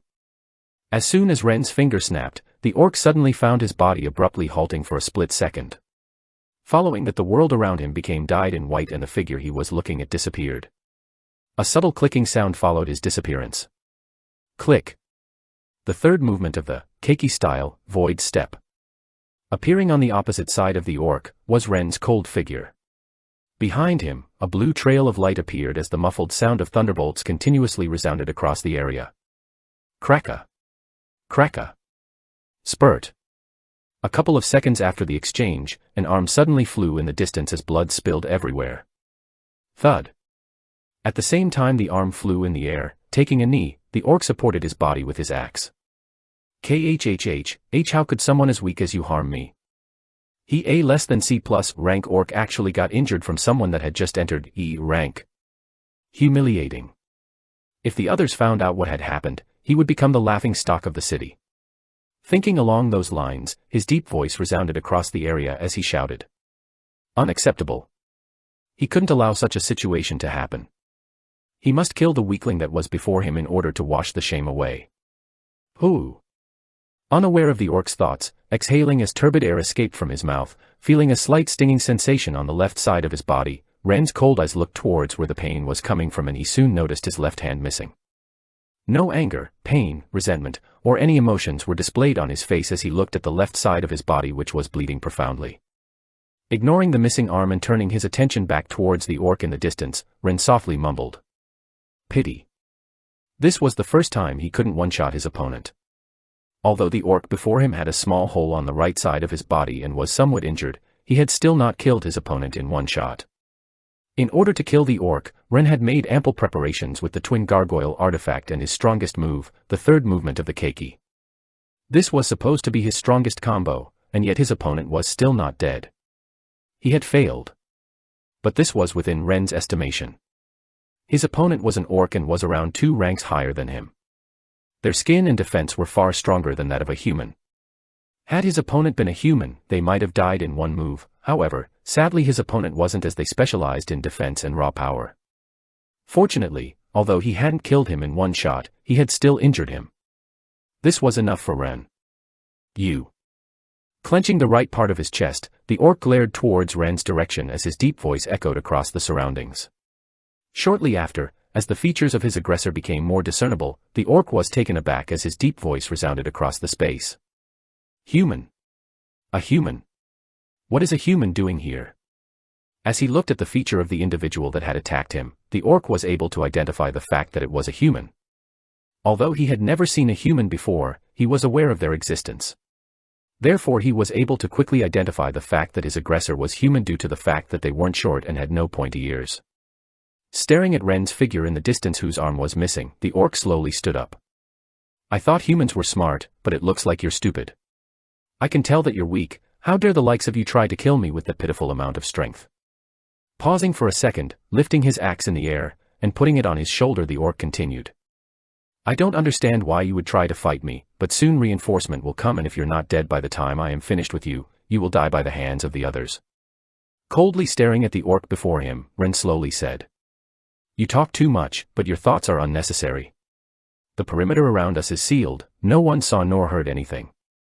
Having set up the dimensional space around them beforehand, no one knew of what happened here. Although dimensional spaces weren't hard to discover, now that everyone's attention was towards the explosion in the distance, Ren knew that he didn't have to worry about people discovering what had happened. At least not for a short period of time. Glancing around and noticing a transparent membrane covering the area he was in, the orc glared at Ren as he shouted. You think it matters? With your strength, what does that pitiful trick of yours matter? Picking up his weapon, the double-edged axe, the orc was about to once again attack Ren. Spurt. However, before he was about to move, to his horror, he suddenly found himself unable to move his body. KHHH, what? Weakly looking down on his body, the orc soon found a hand piercing through his chest as green blood splattered on the ground. Using the last remaining energy he could muster, turning his head to the side to see who was responsible for killing him, the orc soon saw 2 eyes coldly looking at him. Demon. Those were the last words that escaped from his mouth as he found himself slowly losing consciousness. Thud. Staring at the orc that had just died, Angelica had a complicated expression on her face as she looked at Ren in the distance. Did you really have to sacrifice your arm to kill him? Staring at the pool of blood that was leaking from where his left hand was supposed to be, Ren watched as the rain carried his blood away, removing all evidence of his presence. Glancing at Angelica, Ren indifferently said, "Yes, this was the fastest and quietest scenario that I had envisioned. Any other plan would have taken too long." Hearing Ren's response, Angelica only had one word in her mind. Ruthless. In Angelica's eyes, the current Ren was absolutely ruthless. In order to have her appear behind the orc to sneak attack him, Ren had purposefully sacrificed his arm. The one that had her in her ring form. Taking advantage of the moment when the orc was busy looking at Ren, Angelica turned into her original form and snuck up from behind him. With him unaware of her existence, she stealthily killed him without causing too much of a commotion. Fast and swiftly. This was the first time Angelica had killed someone whose rank matched her so swiftly and quietly. Ren's plan was indeed the fastest and most efficient plan, however, it came at a cost of an arm. "What about your arm?" Hearing Angelica's question, staring at his severed arm in the distance, Ren indifferently said, "I can reattach it." Frowning, Angelica nodded her head. She understood this part as there were methods out there that could help regrow limbs, but what really baffled her was the fact that Ren was showing no signs of pain despite the fact that his arm was missing. "Okay." Plank. Turning around, sensing something, Ren looked towards the door of the house opposite to him, which shortly after abruptly opened, revealing the features of a young orc. "Ortis, what happened?" Opening the door of his house, Zornaraf called out for his bodyguard. However, he was soon left speechless by the sight before him. First, a massive explosion resounded across the distance, shortly after he suddenly heard noises coming from outside the house. Not even a minute after he heard the noises, as he went out to check out what had happened, he found his bodyguard dead coldly lying on the floor. Standing on top of its corpse was a slim pale figure with deep blue eyes whose arm was missing. Next to him, a beautiful woman with 2 horns on her head appeared. "What's going on?" Coldly staring at Zornaraf, who was in a daze, Ren glanced at Angelica and indifferently said, "Angelica, it's your turn." "Yes." Fwawa. Suddenly appearing before Zornaraf, Angelica's enchanting figure coldly looked at him. A majestic red hue shrouded her body as Zornaraf suddenly found himself unable to move. Finally realizing that Angelica was a demon, Zornaraf shouted incredulously, "What? A demon?" Ignoring Zornaraf, turning around and looking at Ren, Angelica asked, "Him?" Apathetically looking between Zornaraf and Angelica, Ren nodded his head. "Yes, kill him." With Angelica having regained most of her powers back, Zornaraf was as good as dead. Especially since she was a rank higher than him. Even if he was a genius, without preparations, bridging the gap in rank was something that couldn't be done. Not even Ren could do it. Unless he had planned a lot beforehand, Ren couldn't defeat someone whose rank was higher than his. Just wasn't possible. Turning around as he walked towards the direction of where his hand was located, Ren coldly said, "Kill him." Pausing for a second, picking up his arm from the ground, Ren took out a green potion from his pocket. Uncapping the lid of the potion, Ren placed the arm back towards where it was supposed to be and down the potion. Once again staring at Angelica, Ren indifferently said, "Kill him and let the world know of your existence and your presence. Kill him and let Imora be engulfed in the flames of war." "Yes." Nodding her head, turning her attention back towards Zornaraf, who was paralyzed on the spot due to her skill, Angelica raised her hand and channeled her demonic powers. Shwa. Soon the surroundings shook as a reddish-black hue emanated from Angelica's body. "Who are you?" "KHHH." Reaching her hand forward and grabbing Zornaraf by the face, Angelica channeled her powers, and soon, to Zornaraf's horror, he found his body rapidly shrinking as his energy was quickly getting sapped away from his body. Struggling with all his might, Zornaraf shouted, "No. Release me. Do you not know who I am? I am the next CH-. Shut up and die." Increasing the intensity of her absorption, Zornaraf soon found himself unable to speak as his resistance decreased with each passing second. Soon his body shrunk completely as he started looking more and more like a mummy. Not long after, taking one last breath, Zornaraf died. KHHH. Throughout the whole time, he couldn't even put up a fight. Thud. Throwing Zornaraf's body away, Angelica knew. She knew that today marked the beginning of the end. On this day, the flames of war shall envelop Imora, leaving nothing but devastation in its wake. And this was all due to one man. Rendover. The Author's POV. Chapter 175, The Vigil of the War of Amora, 1. It's been about 10 days since Kevin destroyed the food warehouse and I killed Zornaraf. And a lot happened since then. Rumble. Rumble. Rumble. Staring towards the distance, thousands upon thousands of orcs all equipped with heavy armor and weapons marched towards the gates of Good Kodra. An oppressive aura enveloped the whole of the city as bloodlust exuded from the bodies of each of the orcs in the distance. Watching the spectacle from afar, a faint smile appeared on my lips.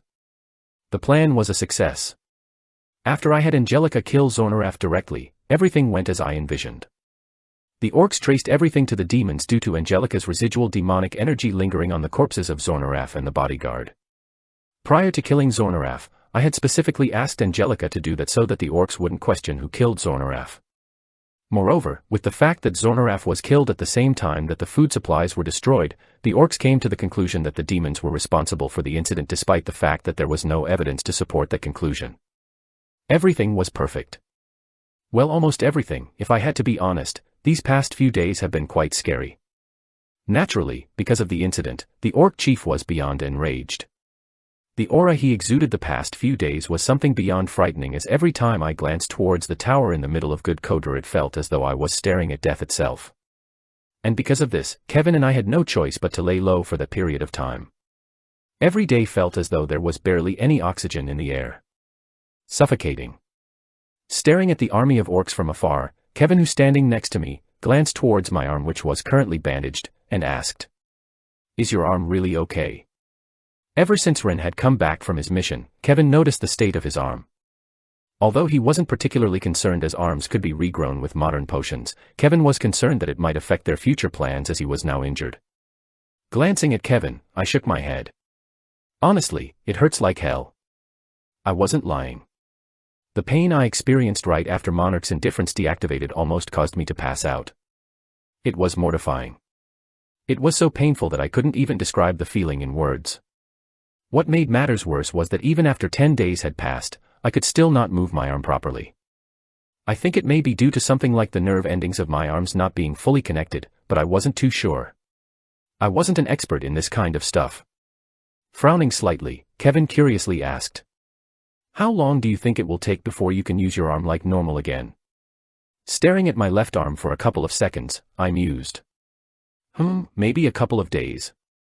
No, that was unrealistic. Unless I consumed an advanced potion, I wouldn't be able to have the same degree of control as before. Although my arm was in fact healing, every time I moved it, it felt as though electricity was coursing through it. The feeling was almost the same as when you accidentally hit your funny bone. Not very pleasant. Staring at my arm for a couple of more seconds, Kevin nodded his head. Turning his head around, Kevin proceeded to look towards the orcs in the distance. "What do you think the chances of the orcs winning are?" Without hesitation, I responded. "Slim to none, honestly." Sharing a similar thought, Kevin nodded his head. "I think so too. Although the orcs were strong and fierce, their chances of winning the fight weren't that high. Especially since their numbers were far lower than that of the demons. If they were going to have an all-out war against the demons, the chances of them winning were practically null. They may be able to reclaim some land, but that was the most they could accomplish, and that would be at the sacrifice of countless orcs." Thinking thus far, shaking his head and glancing at Ren next to him, Kevin asked, "So what's next?" Placing my hand on my chin as I fell into deep thought, I frowned. "Well, now that we've pretty much accomplished the hardest part of the plan, all that we have to do next is reap our rewards." Well, still not quite there, but almost there. Although this was indeed the hardest part of the mission, infiltrating Seton was going to pose quite a challenge. Even though most of the demon forces would be sent out to face the orcs, they would still leave behind some of the stronger demons. The reason I was saying it was easier than what I had just done was because there was a high chance that the strongest demons residing in Seton were not going to be there. With the orc chief Omagulg leading the battle, the leader of the demons in charge of Seton would have no choice but to move out as well. Otherwise, they were bound to lose, as he was the only demon nearby that could fight on equal terms with Omagulg. Hearing the word rewards being mentioned, Kevin looked at me with a look of surprise. Rewards? MHM. Seeing the surprise in Kevin's face, whilst still staring at the army of orcs in the distance, I proceeded to add. Mindbreaker curse cure, of course, and a couple of other things. Don't worry, there are things for you too. Taken aback, Kevin pointed towards himself. Me? Yeah. Seeing me confirm, frowning, Kevin said. But I've already gotten my 5-star sword manual, it wouldn't be an even deal if I took something. He had already gotten the 5-star sword art, if he took rewards wouldn't that mean that their deal was unfair? Although Kevin trusted Ren, he was apprehensive at the thought of owing someone as it could lead to complicated situations arising in the future. Glancing at Kevin from the corner of my eyes, understanding his thoughts, I shook my head. Well, if you're not going to take it then suit yourself, I'll just leave it there since it has no use for me. No use for you? Yup, that's why I thought you could use it. You don't have to owe me anything if you take it. It was true. The item I was giving Kevin was something that I couldn't use, so there was no point in me keeping it. Just take it as me giving a friend a gift. Taken aback, Kevin asked. We're friends. Smiling at Kevin, a chuckle escaped from my lips. Well, we've pretty much been through life and death situations, it wouldn't be strange to call ourselves friends, or is it just me? I wasn't lying when I said this. Having spent a lot of time with Kevin and going through a lot of life and death situations, I pretty much considered him a friend. Staring at me deeply, Kevin proceeded to nod his head. No, you're right. He also felt the same way as Ren, but he never really dwelled too deeply into it as he thought perhaps it was just him and Ren only thought of him as someone with who he had made a deal. Honestly, Kevin was secretly glad Ren felt the same way as him, as despite his popularity had never had a proper friend in the academy. He was quite happy. Unaware of Kevin's thoughts, smiling as I glanced at him on my right, I teased. So you're going to take the reward or not? Smiling bitterly, Kevin shook his head. I'll take it. Good. To be honest, the item was supposed to belong to him anyway, so it was only natural that he got it. After all, the stronger he got, the happier I was. He was the one with the highest chance of defeating the Demon King after all. Although I acknowledged the fact that if I continued this way there was a chance for me to be able to be on par with the Demon King, with Kevin as reassurance I wouldn't have to worry too much. That was as long as we had enough time to grow. But if there was one thing I learned from being in this world for the past 7 months, it was that life was a bitch. When you expect something to happen, the world would suddenly flip its middle finger at you and present you with a scenario outside of your prediction, catching you off guard. Therefore, I stopped expecting. If the world will throw something that does not match what I envisioned, I'll just get strong enough so that I could retaliate in kind. I was no longer planning on being passive like before. Staring at the army that had started moving out of the city, recalling something as I glanced at Kevin who was standing next to me similarly looking at the army in the distance, I said. Wait here, I've still got something to do, I'll be back shortly. Taken aback, Kevin asked. What? Where are you going? They are about to leave. Glancing at the army below us, I rolled my eyes. So? It's not like they are running.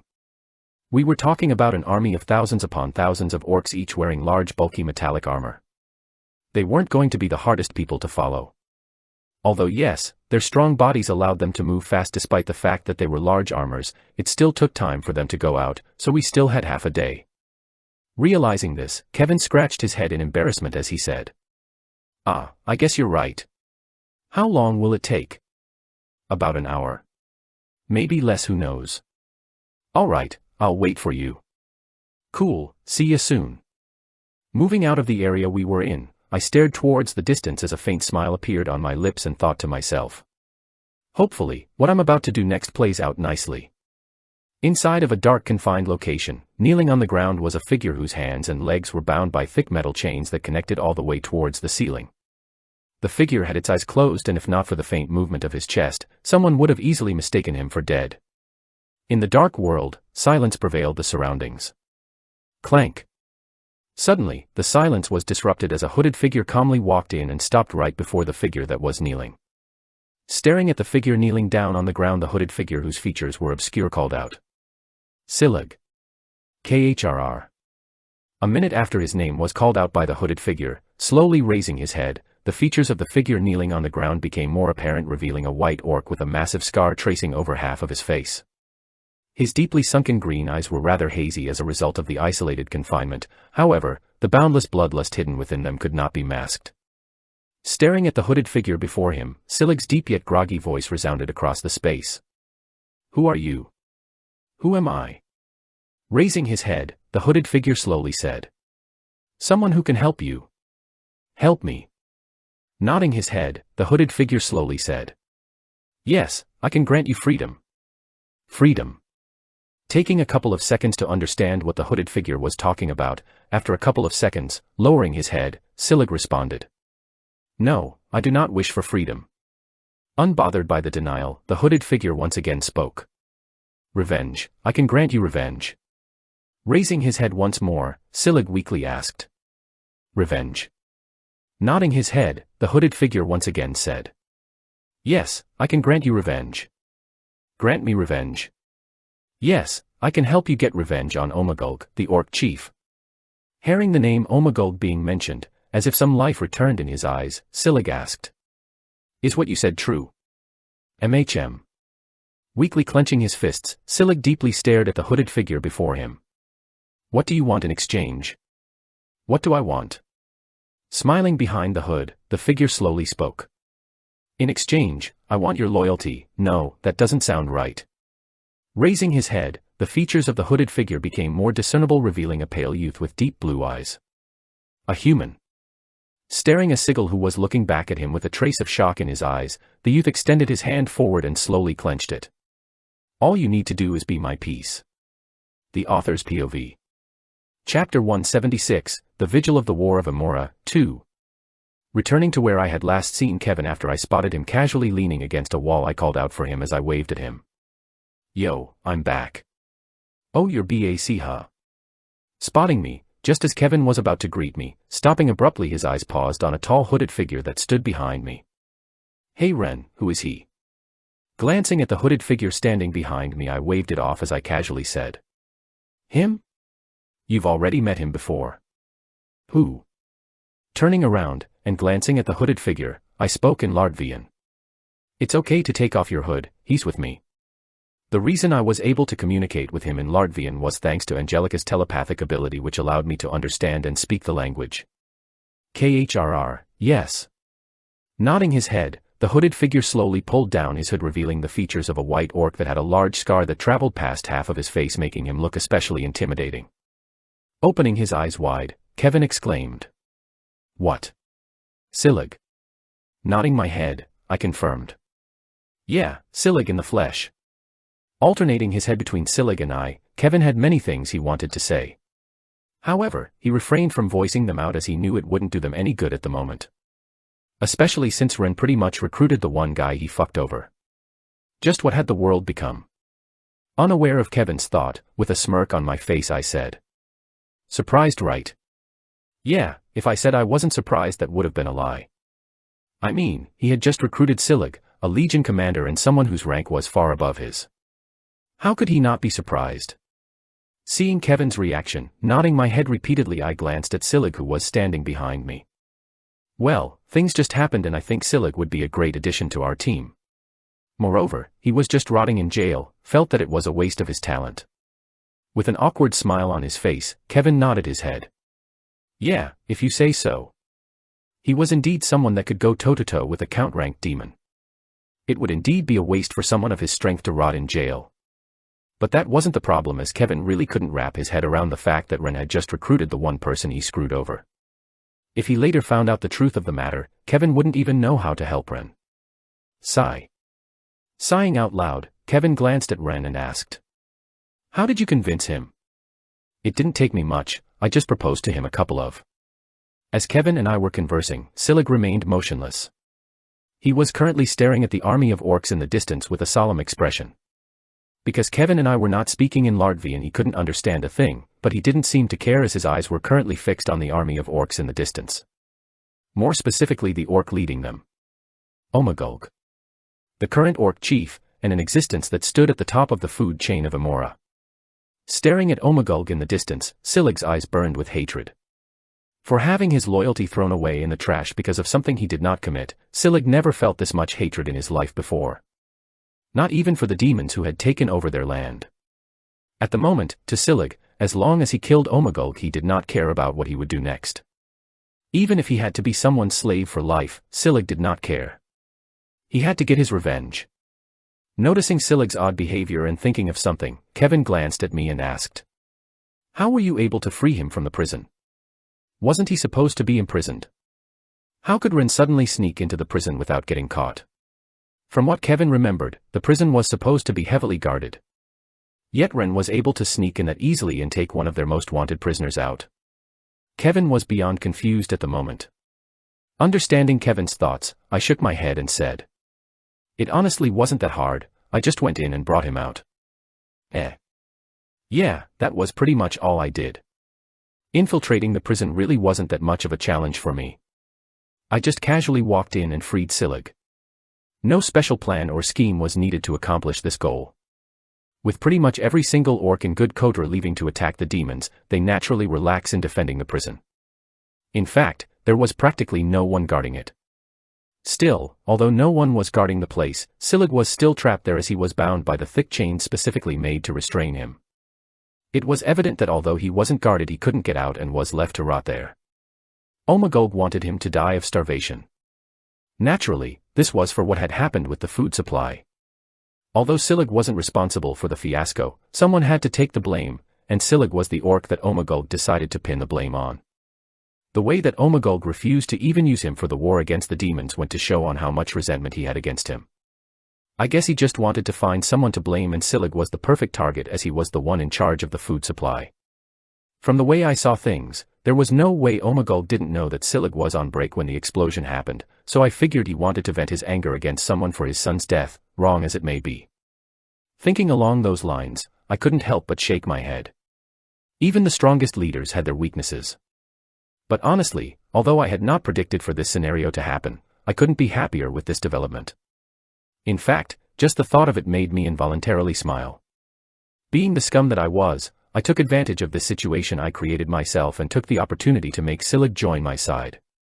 The 43rd power law: work on the hearts and minds of others. By seducing him with the exact thing that he wanted, freedom and revenge, I've managed to recruit him to my side. Once I fully accomplish what I promised him, without a doubt I'll have Silig's heart conquered and he will truly start following me then. An orc whose strength was around a rank.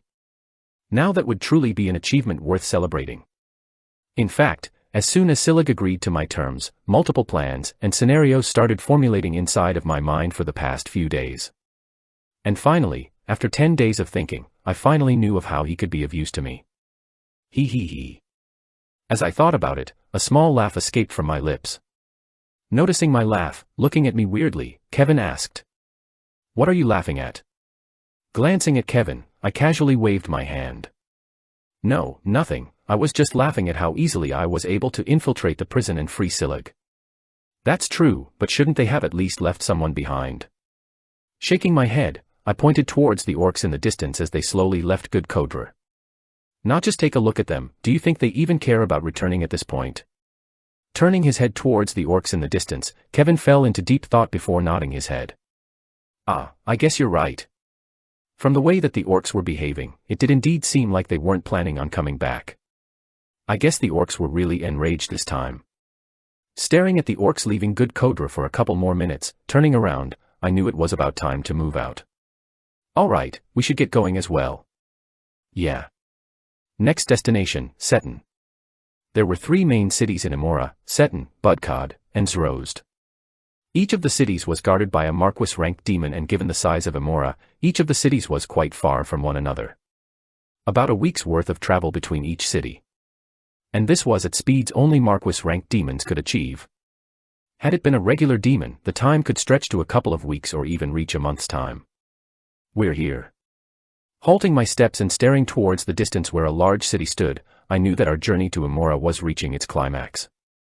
"So this is Seton?" "Yeah." Standing next to me, Kevin couldn't help but softly exclaim, "This is a lot more than I expected." Glancing at Kevin, I didn't comment as I too felt the same way. The city before us was something that I could have only dreamt of seeing in movies and illustrations back in my past life. It left that much of an impression on me. Built along the banks of a river that rested between 2 tall volcanoes where lava quietly dripped down towards the ground, was the city Seton. With towering buildings and uniquely shaped infrastructures that were built in black and pointed towards the sky with its sharp tips, Seton looked extremely intimidating. The sky around Seton was dyed in red and black as demonic energy shrouded the whole perimeter of the city. Because of the demonic energy lingering in the air, the environment resembled the demon world more and more as the pale blue sky of Amora was nowhere in sight. Staring the sky from afar, looking at the city in the distance, turning his head in my direction, Kevin asked, "Why is the city so important for the orcs?" Although Kevin had a map of Amora, he wasn't fully aware of the circumstances around Amora as the system only gave him a brief overview of the world. Therefore, he was genuinely curious about the city before him. The reason he asked Ren was because he seemed to know a lot, and although Kevin didn't know how, he didn't really bother asking. It was none of his business. Glancing at Kevin for a second, I responded. "Because of the soil."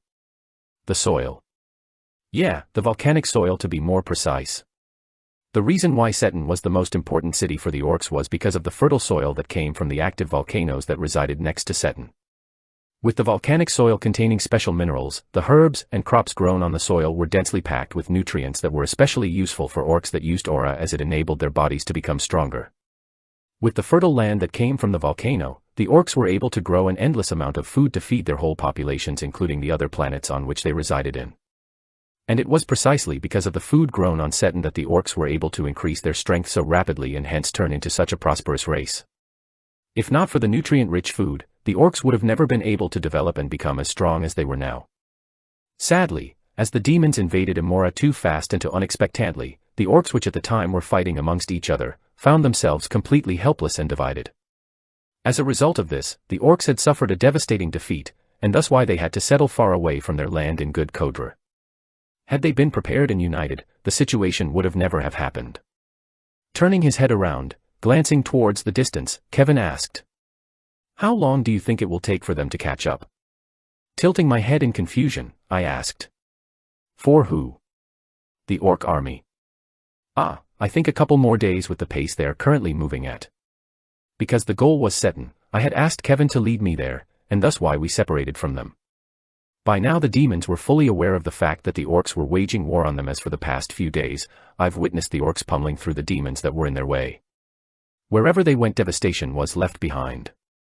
And because the demons were caught off guard, many small cities which had been taken over by them were destroyed and seized by the orcs. No one was spared. However, this did not last for long, as not long after, the demons were made aware of the fact that the orcs had launched an all-out war against them, and thus also prepared a counterattack. Both sides already started fighting, but the war was still in its early phases, as the strongest warriors from both sides had still not made a move.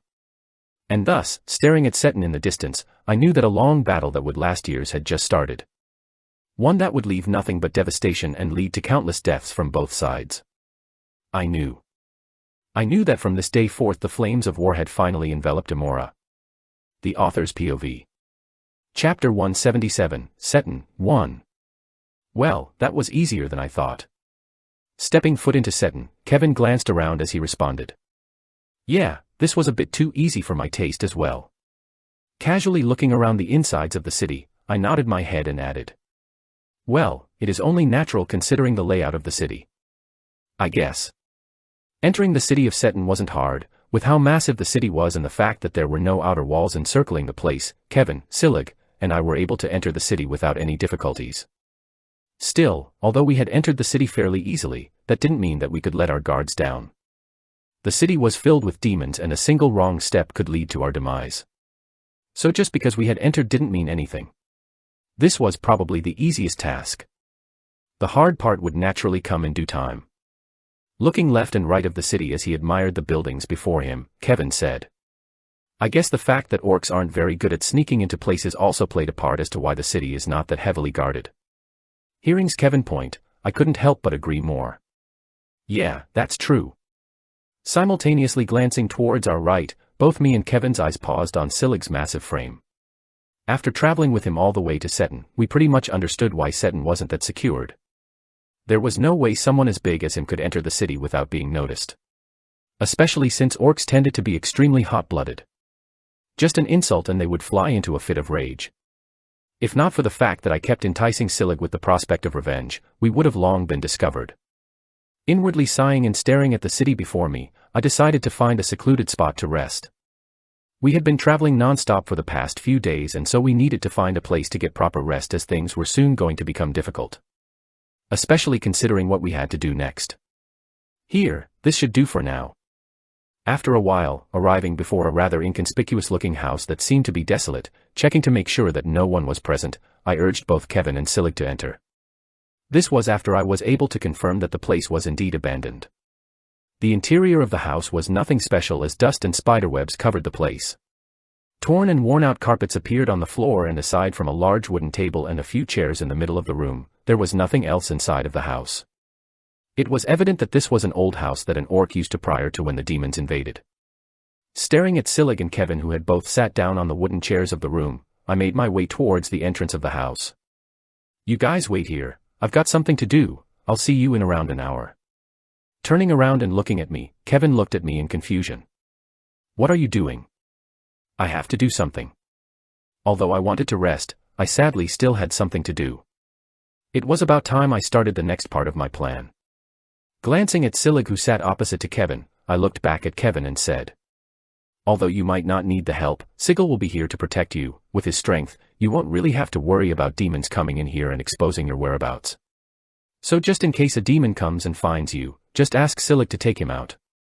Oh, and make sure he does this quietly, don't let yourselves be exposed, as that would ruin pretty much everything." Listening to me and glancing at Silig, who kept quiet the whole time, Kevin nodded his head as he once again asked, "Sure, but what are you going to do?" Staring at Kevin, I answered vaguely, "MHH. You'll see soon enough." I kept the answer vague on purpose. With my next plan once again involving Angelica, I sure as heck couldn't let the both of them be aware of her existence. Kevin, because he had once fought her and explaining things to him would become troublesome. Silig. Well, he definitely couldn't be allowed to be made aware of Angelica's existence. If he found out that a demon was with us, he might put the pieces together and realize that the whole situation arose because of what Kevin and I did. And simply put, that could not happen. If that happened, everything that I had worked hard for would come crashing down in a matter of seconds. As my thoughts paused there, staring at Kevin and Silig, I waved at them. "All right, I'm leaving." Turning around, I opened the door and left the building. It was time to start the next part of my plan. "Angelica, come out." After moving far from where Kevin and Silig were, with my left hand twitching, I called out for Angelica. Fwa. Materializing before me, Angelica glanced around and looked towards the sky as she said, I've missed this familiar scent." Okay. Hearing Angelica's comment, I was a bit weirded out, but I somewhat understood how she felt. With this place being filled with demonic energy, Angelica was like a fish in the water. "Anyway, Angelica, please release your aura." Turning around and glancing at me, Angelica raised her delicate brow as she asked, "Release my aura?" Nodding my head, I curtly replied, "Yeah." This was the last task that Angelica had to complete. Release her aura. With Angelica having left a distinct trace of her demonic energy on Zornarafa's body, the orc chief could naturally sense her if she released it. The reason I wanted her to do this was because I wanted to lure out the strongest demon away from Seton. With Omagog directly targeting Seton due to him being able to somewhat sense Angelica's distinct demonic energy trace, he would naturally move to Seton and as a result, cause the stronger demons in Seton to move out and defend the city. Although Omagog hated all of the demons, he would naturally want to target his son's killer first. This was a crucial step to my plan, and that was because, staring into the distance where a large, eerie and intimidating black castle stood, I knew that entering that place was the key to achieving my goals. Getting a closer look at the castle, I couldn't help but mumble to myself, "Oh wow, talk about an eerie castle." The castle before me was quite eerie and intimidating, especially due to its design, as 12 narrow round towers formed a protective barrier all around the castle, which were connected by high, narrow walls made of black stone. At the side of the castle were dull windows thinly scattered around the walls in fairly symmetrical patterns, along with huge banners and flags that were fluttering atop the castle. At the front of the castle was an enormous black gate connected by thick and heavy metal chains, with various intimidating-looking statues appearing next to it, further adding to the eerie feeling that shrouded the castle. The Castle of Azeroth. That was the name of the place, and it was also where Marquis Azeroth resided. One of the 3 Marquis-ranked demons residing in Amora. Fortunately, because Seton was the closest city to Good Kodra, with Angelica releasing her aura here, it was only natural that the orcs would come here first. In fact, because of how far the 2 other cities, Budkod and Zrozd, were, reinforcement wouldn't come anytime soon, meaning that when the orc chief came, Marquis Azeroth would have no choice but to leave the demon castle he resided in. And the exact moment Marquis Azeroth left his castle was the moment that I knew I had to move. This was an extremely crucial step, as that was where the items I wanted were located. With the demons plundering the whole of Amora, most of their treasures and items were naturally kept somewhere. And one of those places was naturally in Seton, or more specifically in the castle of Azeroth, where one of the strongest existents on the planet resided. Although the demons had no use for most of the items there, that didn't mean that they were useless, as demons could entice other orcs to join them using those items. Just like villains. And if I didn't remember incorrectly, most of the items I was looking for were locked inside the basement of the building. Inside of a treasury, including the cure to the Mindbreaker curse. Sigh. Sighing to myself and staring at the castle in the distance, I've never felt so close yet so far from my goal. If only things weren't so complicated. As I was busy studying the castle in the distance, recalling something, I turned towards Angelica as I asked. Hey, Angelica, I want to ask, when demons form a pact with someone, do both parties have to be present at the same time, or can they make a pact from far away? Staring at me for a couple of seconds, Angelica shook her head. No, as long as we both sign the contract that binds our souls, we don't have to be present.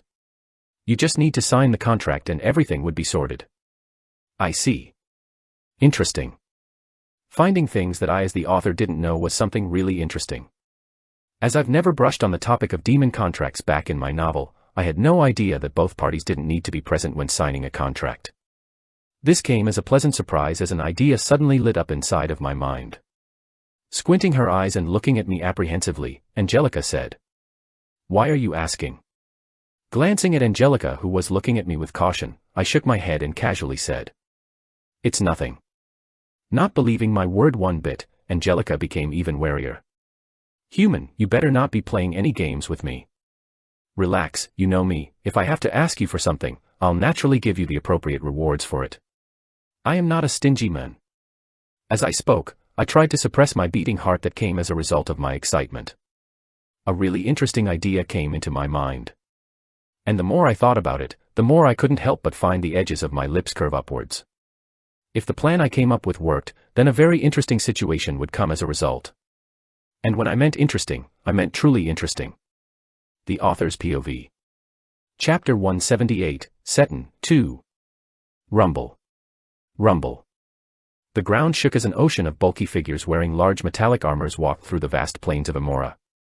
As the troops marched forwards, they left nothing but devastation in their wake as they crushed anything that obstructed their paths. With each step they took, the ground beneath them shook. Be it demons or beasts, they would attack and show no mercy. Blood spilled everywhere as the green plains of Amora were dyed by a sea of blood. Karam. Karam. Karam. Chanting their war cry, the orcs excitedly plundered the cities they crossed and took whatever they could find.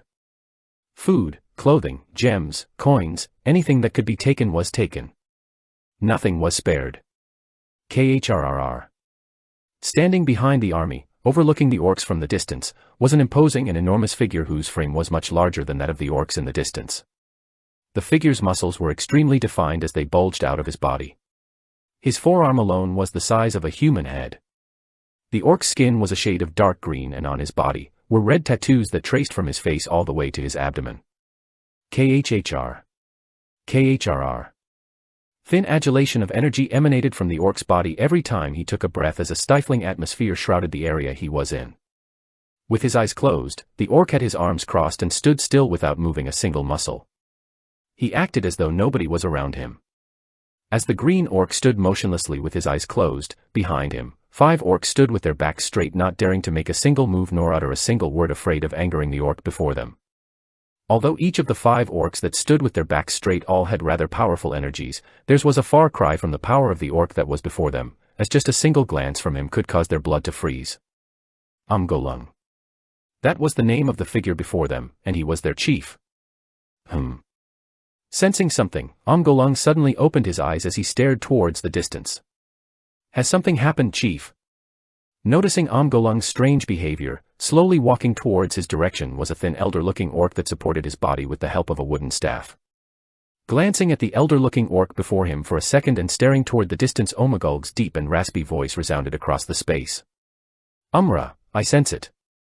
Solemnly looking at Umgolung, the elder-looking orc named Umra asked. Sense what?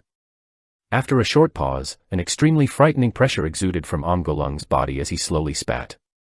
I sense the demonic presence that is responsible for my child's death. Fua. Suddenly, like a tremendous gust of wind, everything around Omgolung was swept away as the orcs standing behind him had a hard time stopping themselves from being swept away as well. It was as though a tremendous tornado was upon them. KHHH, Chief. Fortunately, the pressure did not last for long as Omgolung was able to quickly regain his composure. Sighing in relief, opening his eyes slightly, Umra asked. Pardon my impudence, where is the location of the target? Closing his eyes once again and taking a second to get a better feel of where the energy was coming from, after a minute, Omgolung responded as he stared towards a certain direction. Seton, the demon that killed my son is in Seton. Taken aback, the elder-looking orc asked cautiously. Seton. Where Marquis Azeroth resides? Yes. At the mention of Azeroth's name, Omgolung showed no reaction as he had already expected such a scenario from the beginning. Since the demon was living in his city, it meant that he was the one who had issued the orders no. Thinking along those lines, Omgolung felt his rage reach a whole new level as the bloodlust that he had kept hidden within his body slowly started to reveal itself as a suffocating pressure engulfed the area he was in. If only it wasn't for that darn Silig. Recalling Silig, Omgolung felt his blood rush. Failure upon failure. Everything went downhill from his first failure in the expedition, and the same thing happened with the food supplies. Had he done his job properly, none of this would have happened. Silig. Slowly muttering his name underneath his breath, a thick bloodlust emanated from Omgolung's body. There was a specific reason as to why he had imprisoned Silig. He wanted to set an example for the others that stood behind him. That this was the price of failure. Still, although he had done this, Omgolung wasn't planning on keeping Silig chained up for long. They were at war after all. He just wanted to teach him a lesson.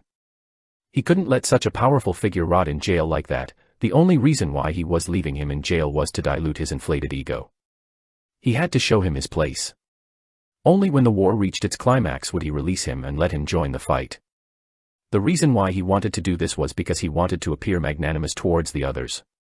Not only would it solidify his position even more, but it would also boost the morale of the troops as Silig was a force to be reckoned with.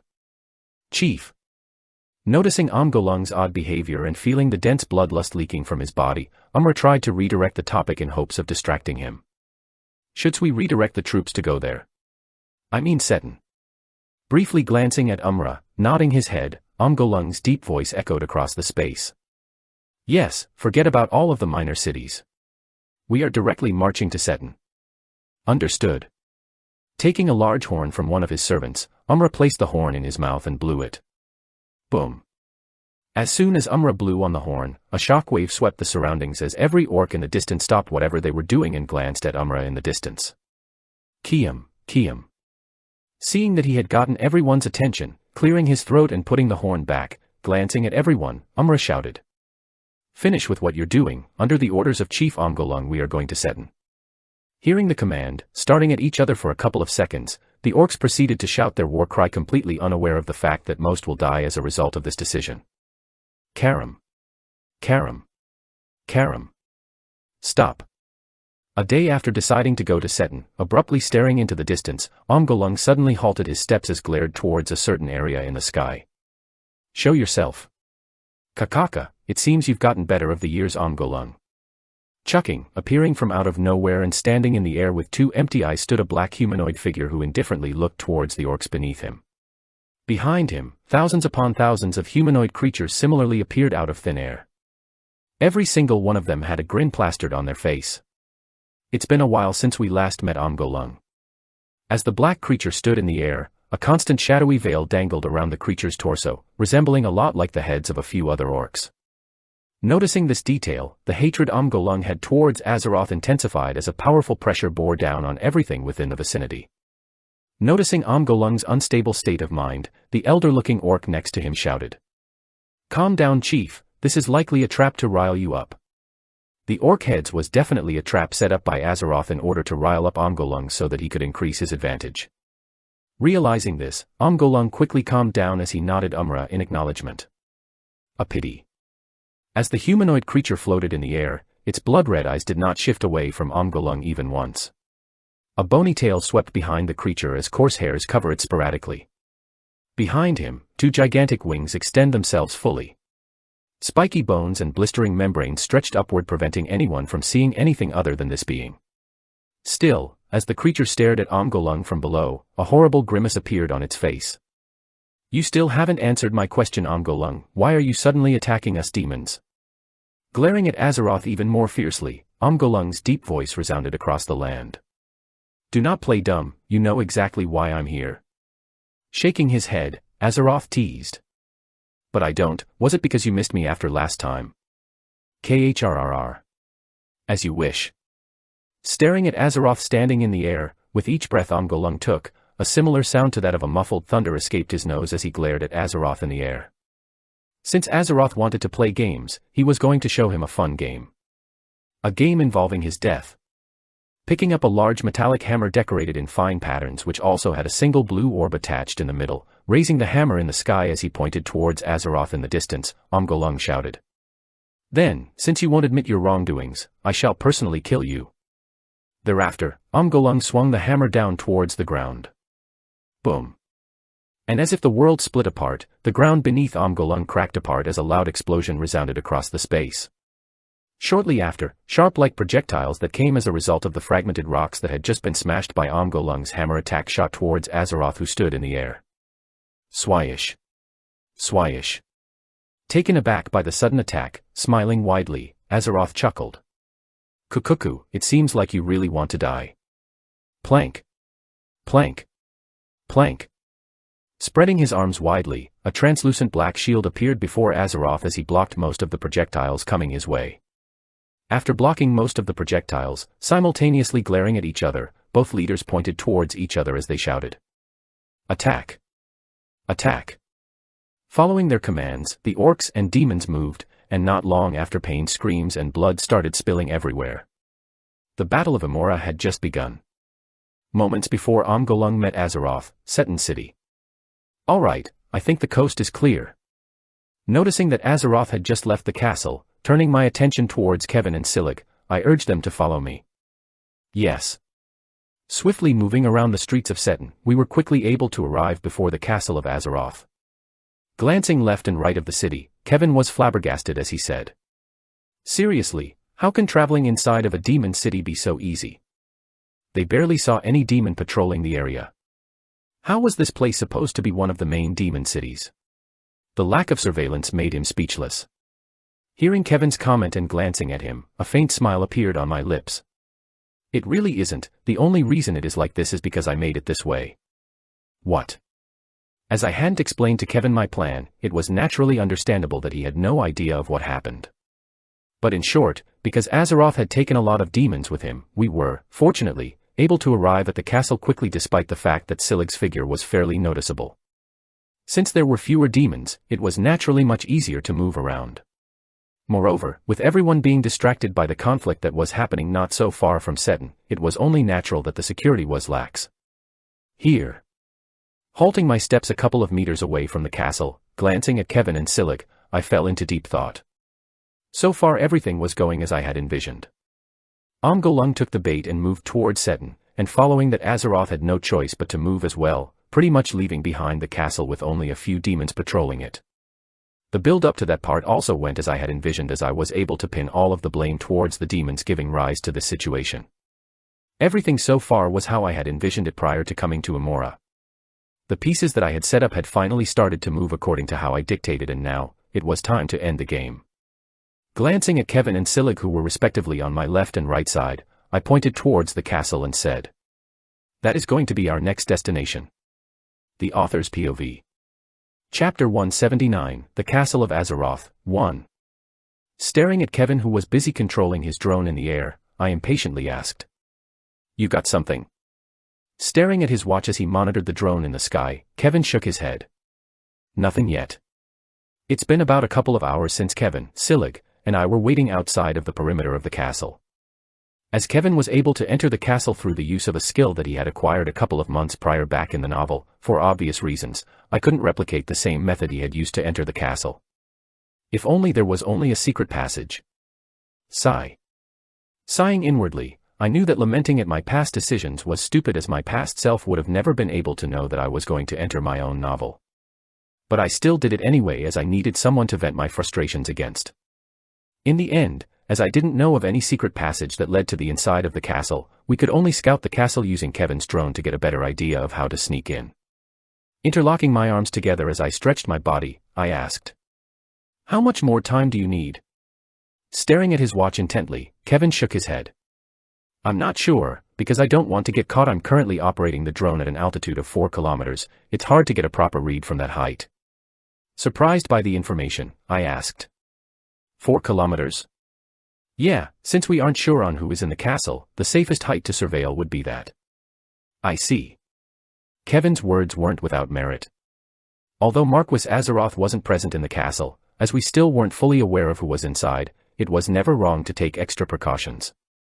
Moreover, since demons could fly, the chances of the drone getting discovered weren't low, despite the fact that it had a cloaking system. Thus, such a high altitude made sense. Plus, with how advanced technology was, that height still didn't impede the drone from scanning the castle below. "Alright, I think I got a general idea of the layout of the castle." After another 10 minutes of surveying the castle, nodding his head, Kevin tapped on his watch as a three-dimensional model of the castle appeared before him. "Good. KHHR. Taken aback, Silig, who was standing next to Kevin, showed a surprised look on his face as he looked at the holographic image that appeared before Kevin. Pointing towards the castle, he curiously asked as his deep voice resounded across the area, "What is that?" Turning towards Silig, speaking in Liturvian, Kevin responded, "It's called a hologram in one of the castles before us." Confused, Silig repeated, "Hologram?" Nodding his head, Kevin elaborated, "Hologram, yes, it's human technology, and it helps us project an image of objects through the use of infrared sensors and dash." "Stop, you're confusing him." Staring at Kevin, who was about to delve into the topic of holographic technology, I rolled my eyes as I pointed at Silig, who seemed to be even more confused than before. "Project infrared sensors." Staring at Silig, Kevin rubbed his nose in embarrassment as he apologized. "Sorry, I got too into it." He got too caught up and almost rambled about his hobby. Knowing that Kevin was a tech junkie, I didn't think too much of his behavior and switched the topic. "It doesn't matter, forget about that, have you found something?" Turning his attention back to the holographic image displayed on his watch, Kevin pointed towards a certain section of the castle. "Yeah, take a look at this." Heeding Kevin's words, leaning in, I looked in the direction of where he was pointing at. "Check this out. Although it looks like there are only 3 entrances of the castles, if you look at the map close enough you can see that there is another one not so far from the Easter Gate." Frowning as I squinted my eyes to get a better look at the holographic image of the castle before me, after a minute, not seeing it, I glanced at Kevin and asked him to point it out for me. "Where?" "Here." "Oh, I see it." Pinching the holographic image and moving it to the right, Kevin pointed towards a certain section of the castle where a small wooden door appeared. Because of how grand the castle was relative to the door, if not for the fact that Kevin pointed it out for me, I would have never been able to see it. Though I do find the fact that there was such a place odd, in the end, I didn't dwell too deeply into it. If there really was something off about that place, with the red book in my hand, I didn't have to worry about our safety too much. Seeing that I noticed the door, Kevin continued. "From the looks of it, this seems to be the exit that the servants of the castle used to dispose the trash and unnecessary items. Although I wasn't able to figure out how many guards are present in that place, from the looks of it there are no more than 2 guards. But it doesn't really matter, as what we should truly care about is their strength." Nodding my head, I glanced at Kevin and asked, "So are you suggesting we sneak from there?" "Yeah." After thinking for a couple of seconds, nodding my head, I agreed. "That sounds reasonable. When should we go?" Placing his hand on his chin as he pondered for a moment, Kevin glanced at the castle before him for a couple of seconds before saying, Now that I've figured out about that area, I'll try to get even more info on it so that we can create a more appropriate plan, so maybe a day." Taken aback, my brows knit tightly. A day? Wasn't that a bit too long? Seeing the doubt on my face, Kevin elaborated. "Yeah, the more thorough we are, the less the chances of something bad happening." Checking my watch and seeing the time, my face crumped up a little. "That's a bit too long. If we spend a day surveilling the castle, we'll only have 8 hours before we are forced to go back to Earth." Glancing at me from the corner of his eyes, Kevin nodded his head. Yeah, I know, but since you said that the castle is the last place we need to go, I don't think we'll need to spend more than 8 hours there. Pausing for a second and fully looking at me, Kevin continued. Unless you think we need more time, and if so I can just do a short skimming and we can go in a couple of hours, but the chances of something going wrong might be higher. Given that they weren't going to go stay there for long, Kevin estimated that 8 hours should have been enough. Since Ren said that they were only going there to collect a few things, staying there more than 8 hours wouldn't really be the best idea, since each passing second they spent there could lead to situations where they could get spotted. Listening to Kevin speak, with my brows knit even tighter, after a while, my brows eventually loosened as I shook my head. No, you're right, do your thing. After thinking about it for a while, I knew that Kevin was right. Although 8 hours was indeed enough time to accomplish everything, considering the fact that we were going to be moving slowly and carefully around the enormous castle, there was a small chance that it might not be enough time given that something could happen during the time. However, after weighing the ups and downs, I decided to go along with Kevin's decision. So what if we ended up wasting a day? As long as we could reduce the chances of getting caught whilst infiltrating the castle, I was all in for it. Haste made waste. Thinking thus far, resolutely looking at Kevin, I nodded my head. All right, take your time and get a proper read on the situation. How long? Shoo. Placing his finger on his lips, Kevin looked towards the distance. Towards a certain part of the castle. Soon. Just as planned, Kevin spent a whole day scanning the perimeter of the castle as he got a proper read on the situation. After restlessly analyzing the situation through looking at the times in which the door was used and who was guarding it and who was leaving it, Kevin was able to come up with an appropriate plan on how to infiltrate the castle, which he naturally shared with me. And well, once I heard of his plan I couldn't help but scratch my head in confusion. The reason why I was confused wasn't because of how complicated the plan was, no, it was the exact opposite. The plan was simple. Too simple. It was so simple yet so efficient that I was left speechless for a long time. Clank. Not long after Kevin spoke, snapping me out of my thoughts, the door opened revealing the features of 2 orcs. Each around B rank. After them, another orc carrying a trolley filled with trash soon appeared as he moved out of the castle and headed towards the direction of where Kevin and I were hiding in. Good, everything is going as planned. Seeing the orc heading our way, sighing in relief, Kevin glanced at Silig, who was standing next to him, and said, Silig, your turn. KHHRRR. Yes. Nodding his head, Silig's deep green eyes remained fixed on the orc that was slowly approaching him. In terms of size, the orc was a bit smaller than Silig, however, aside from that, he resembled him a bit as his skin pigmentation was a shade of light green, almost white. Although they could easily be told apart if they stood next to each, as Silig had a massive scar running across half of his face, if it was only for a short moment, others might actually not notice that they were in fact different orcs. Which was something we were aiming for. Not long after, taking a step forward, as soon as the orc was close to Silig, quickly dashing in his direction and grabbing him by the neck, Silig clenched his arm as the muffled sound of bones breaking resounded across the space. Crack. Thud. Throwing the orc into the trolley, taking the trolley, Silig turned around and made his way back towards the entrance. At the entrance of the door, 2 orcs quietly stood with their weapons by the side. They both wore thin metallic armors that only covered part of their bodies. KRRR. KRRR. Hearing the sound of the trolley headed their way, staring at Silig's figure heading their way, the guards stood still as one of the guards asked. You're back already? Yes. That was Fazha. Who are Y-? Arriving before them and stopping them mid-sentence, before noticing that something was wrong, 2 large hands grabbed both of them by the neck as once again the muffled sound of bones breaking resounded across the area. Crack. Crack. Not even a minute after he incapacitated the previous orc, Silig took out the 2 guards. Almost as if he's swatting a bunch of flies. Scary. Extremely scary. Staring at Silig, who had just incapacitated the 2 guards, smiling, Kevin looked at me and said, Come on Ren, let's go. Yeah, sure. Looking at Kevin for a couple of seconds, I couldn't help but scratch my head. I was not used to this. I was not used to sneaking into places through pure brute strength without going through elaborate schemes and preparations. Felt sort of weird and refreshing at the same time. Was it just me? I think I might be going crazy. The Author's POV. Chapter 180, The Castle of Azeroth, 2. Entering the castle, we soon found ourselves inside of a long and narrow corridor in which a red carpet dyed the floor. Clank.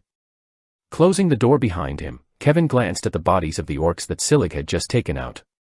With one body inside of the trolley and two leaning against the wall of the hallway, it was safe to say that they were not going to wake up anytime soon.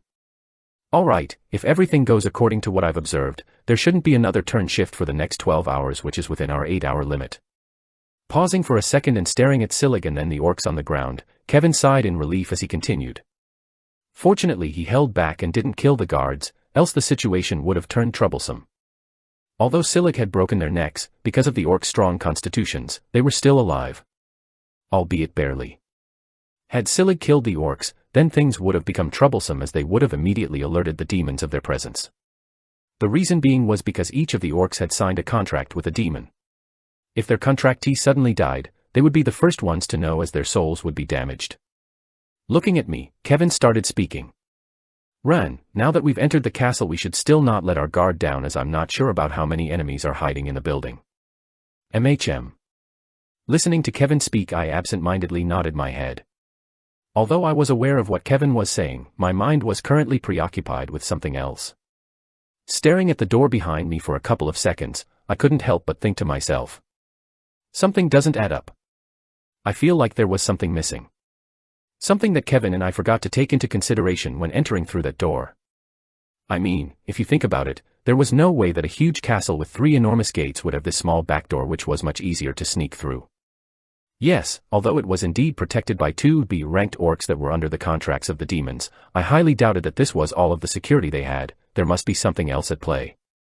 Frowning hard, recalling something, I quickly took out the red book and quickly skimmed through it to get a better idea of the situation. Flip. Flip. Ah, I see now. A couple of seconds after flipping through the book and skimming through the last page, I finally understood why the security was lax here. And what I found out instantly cleared all the doubts I had in my mind. Prison. What lay before us was a massive prison that trapped orcs and demons inside. The reason why the security was so lax was because there was another layer that we had to go through before truly reaching the insides of the castle. Now this was troublesome. It already took us a long time to sneak into the building, yet we were now presented with another annoying situation. Just what in the world? Massaging my forehead, I sighed as I mumbled. Talk about problematic. Hearing my mumble, turning around, Kevin asked. What's wrong? Glancing at Kevin, I lazily waved my hand. Ah, nothing, it's just that I've figured out where we are. Where we are? Staring towards the end of the corridor, I slowly said. Yeah, we are at the entrance that leads to the prison. Hearing my answer, taken aback for a short moment and realizing why I was acting the way I was, an extended sigh escaped from Kevin's mouth. Ah, no wonder it was so easy to get in. Does that mean that we have to think of another plan? No, not particularly. Although there were indeed demons guarding the prison, according to what I read from the book, the situation wasn't that bad. Although troublesome, it wasn't impossible. 5 B-ranked demons, which was well within the scope of acceptable. Especially since we had Silig with us. Normally there would have been at least an A-ranked demon, however, given that the demons were at war with the orcs not so far from here, the only ones remaining here were the B-ranked ones. Thinking along those lines, a smile appeared on my face. I guess all the preparations for this moment weren't for naught. I was finally reaping the fruits of my labor. Alright, let's go. Glancing at the long corridor, I urged Kevin and Silig to follow along. Is this the prison? Yeah. Walking past the corridor, we were able to quickly arrive at the entrance of the prison. As I had already checked beforehand, there was no one guarding the area we were currently in. From what I've gathered from the book, all of the demons were waiting on the other side of the prison. Directly in the area that led towards the inwards of the castle. Go in. Yeah. As we entered the prison, the first thing I noticed was how cold and humid the atmosphere of the place was. It was as though I was in the middle of winter with how cold it was, as I felt my cheeks instantly puff up as a red tinge appeared on them. To make matters worse, the air inside of the prison tasted like stale bread and centuries-old stale water, extremely rancid. The walls were bare, with faint scuff marks marking the gray stone of the prison walls. The cells barred with metal bars appeared everywhere, as orcs and demons could be seen kneeling down with their bodies bound by thick chains. KHHH. Woo. Ah. Groans and weeps of despair continuously echoed across the space. Passing past the prison cells, glancing towards the orcs imprisoned, noticing something, Kevin asked. "What's wrong with the orcs over there?" Pointing towards one of the orcs in the cells, Kevin said. "Look at the orcs over there, they have black veins tracing all over their body." Looking in the direction of where Kevin was looking, I soon noticed the black veins that Kevin was talking about. Instantly realizing what they were, I explained. "Ah, they are orcs that have been forcefully made to sign a contract with a demon." From what I remembered writing, the black veins were a result of when someone was forced to sign a contract.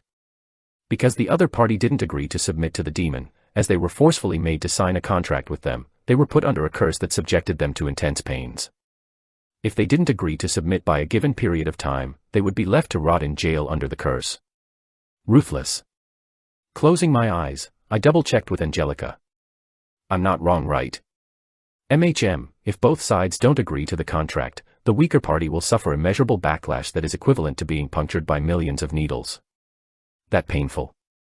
What do you expect, human? The contract binds the two contractors' souls, of course, it is going to hurt. I guess that makes sense. Since the contract involved the binding of both souls, the weaker party would obviously suffer more if they were resisting. And once the contract was signed and they were bound by it, if the other party refused, they would be put under the curse." Nodding his head in understanding, after a bit of thought, Kevin asked. "If they are under contract, why leave them in prison?" Hearing Kevin's question and snapping me out of my thoughts, placing my hand on my chin, I mused for a second. I'm not too sure, but I think it's because they are resisting the contract. Unless they agree, they would most likely stay in their current state. Understanding somewhat, glancing at the prison, Kevin asked. "So what do you plan next?" Pausing for a second and glancing at Silig, who was standing next to me, Kevin asked. "Should we just make Silig brute force his way through like before?" Shaking my head, I smiled. "No, there's a much easier way actually." "Easier?" With my smile deepening, glancing towards the cells before us, I extended my arms and said. "Yeah, we just set free a couple of prisoners." Taken aback, barely any words escaped from Kevin's mouth as he somewhat understood what Ren wanted to do. Was he trying to create chaos and then use the chance to escape? Wouldn't that attract a lot of attention? Seeing that Kevin had understood, I nodded my head. "Yup, just like you're thinking, I'm planning on causing a commotion and force the demons to come into the prison and settle it down. Using the distraction as a chance, we can directly enter the castle and do what we were planning on doing." Pausing as I clapped my hands together, I said. "Easy peasy." Massaging his forehead, Kevin nodded his head. "Ah, all right, I guess that works too, though I still think having Silig kill the guards silently is the best method."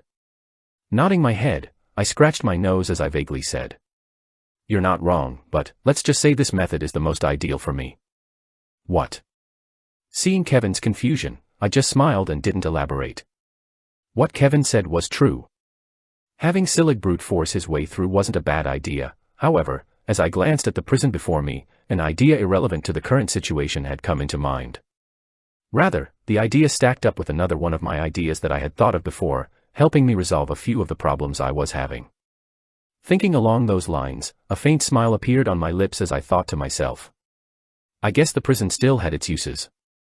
Staring at the prisoners trapped in their cells, pointing towards the thick chains binding them, Kevin asked. "Hey, Ren, if we're freeing them, what are we going to do about the chains?" "The chains?" "Yeah, they seem really hard to break. At least not without making enough of a commotion." Pausing for a second, and understanding what he wanted to say, I waved it off as I casually said. "Ah, don't worry about them, they are special chains made to block any aura flow. Therefore, they are actually quite easy to break. Especially if you are using mana." These were the same type of chains that trapped Silig back in Good Kodra. They were specifically crafted chains that stopped all aura flow, turning the orcs into powerless individuals. However, it had to be noted that the chains only worked for orcs as mana could easily break through them. This was also why I was able to free Silig so easily. Nodding his head in understanding, glancing at the numerous cells before him, he asked. "Who should we free?" "Everyone." Shaking my head, I responded. "No, let's just go with the strongest." Confused, Kevin asked. "Who?" Smiling, I pointed towards 2 cells in the distance where 2 orcs could be seen keeling down on the ground. Those 2 over there. Both of the orcs had their head held down, with one having long silver hair covering his face whilst the other having a thin red mohawk tracing down half of his head. The frames of the 2 orcs were huge, as their muscles, which were the size of 2 footballs, had green veins popping out from them, making them look extremely intimidating. Although I couldn't tell their strength because of the chains binding them and blocking their aura flow, judging from the fact that their chains were the thickest out of all the prisoners, I knew that they were the strongest. Although they weren't as strong as Silig, they were still quite strong. Staring at the 2 orcs in the distance with a smile on my face, recalling something, and turning my attention back to Kevin, I asked, By the way, Kevin, can you take out 2 healing potions?" Raising his brow, Kevin was confused. "Healing potions, for what?" "Healing them. Shouldn't you have them?" Raising my arm, my eyebrows twitched as I tried to wave it in his direction. "You think?" "Ah, right." Although a lot of time passed since I lost my arm, I still couldn't fully use my arm, as I would get continuous currents of electricity running through it. If I bore through the pain, I could probably use my arm like normal, but honestly, wasn't too fond of pain, so I refrained from using my arm unless necessary. Naturally, I had used a lot of potions to heal my arm, hence why Kevin somewhat believed my statement of me no longer having any potions available. Which, by the way, was a lie. I actually still had quite a few potions with me. The reason why I asked Kevin for the potions was because regular potions didn't work on orcs. With them unable to ingest mana, regular potions couldn't work on them, pretty much rendering them useless to the orcs. However, there was a solution to this problem, and his name was Kevin Voss. With the system shop available to him, although expensive, Kevin could easily be able to purchase potions that worked on orcs. Plus, with Kevin being relatively smart, he understood that I was merely using the arm as an excuse.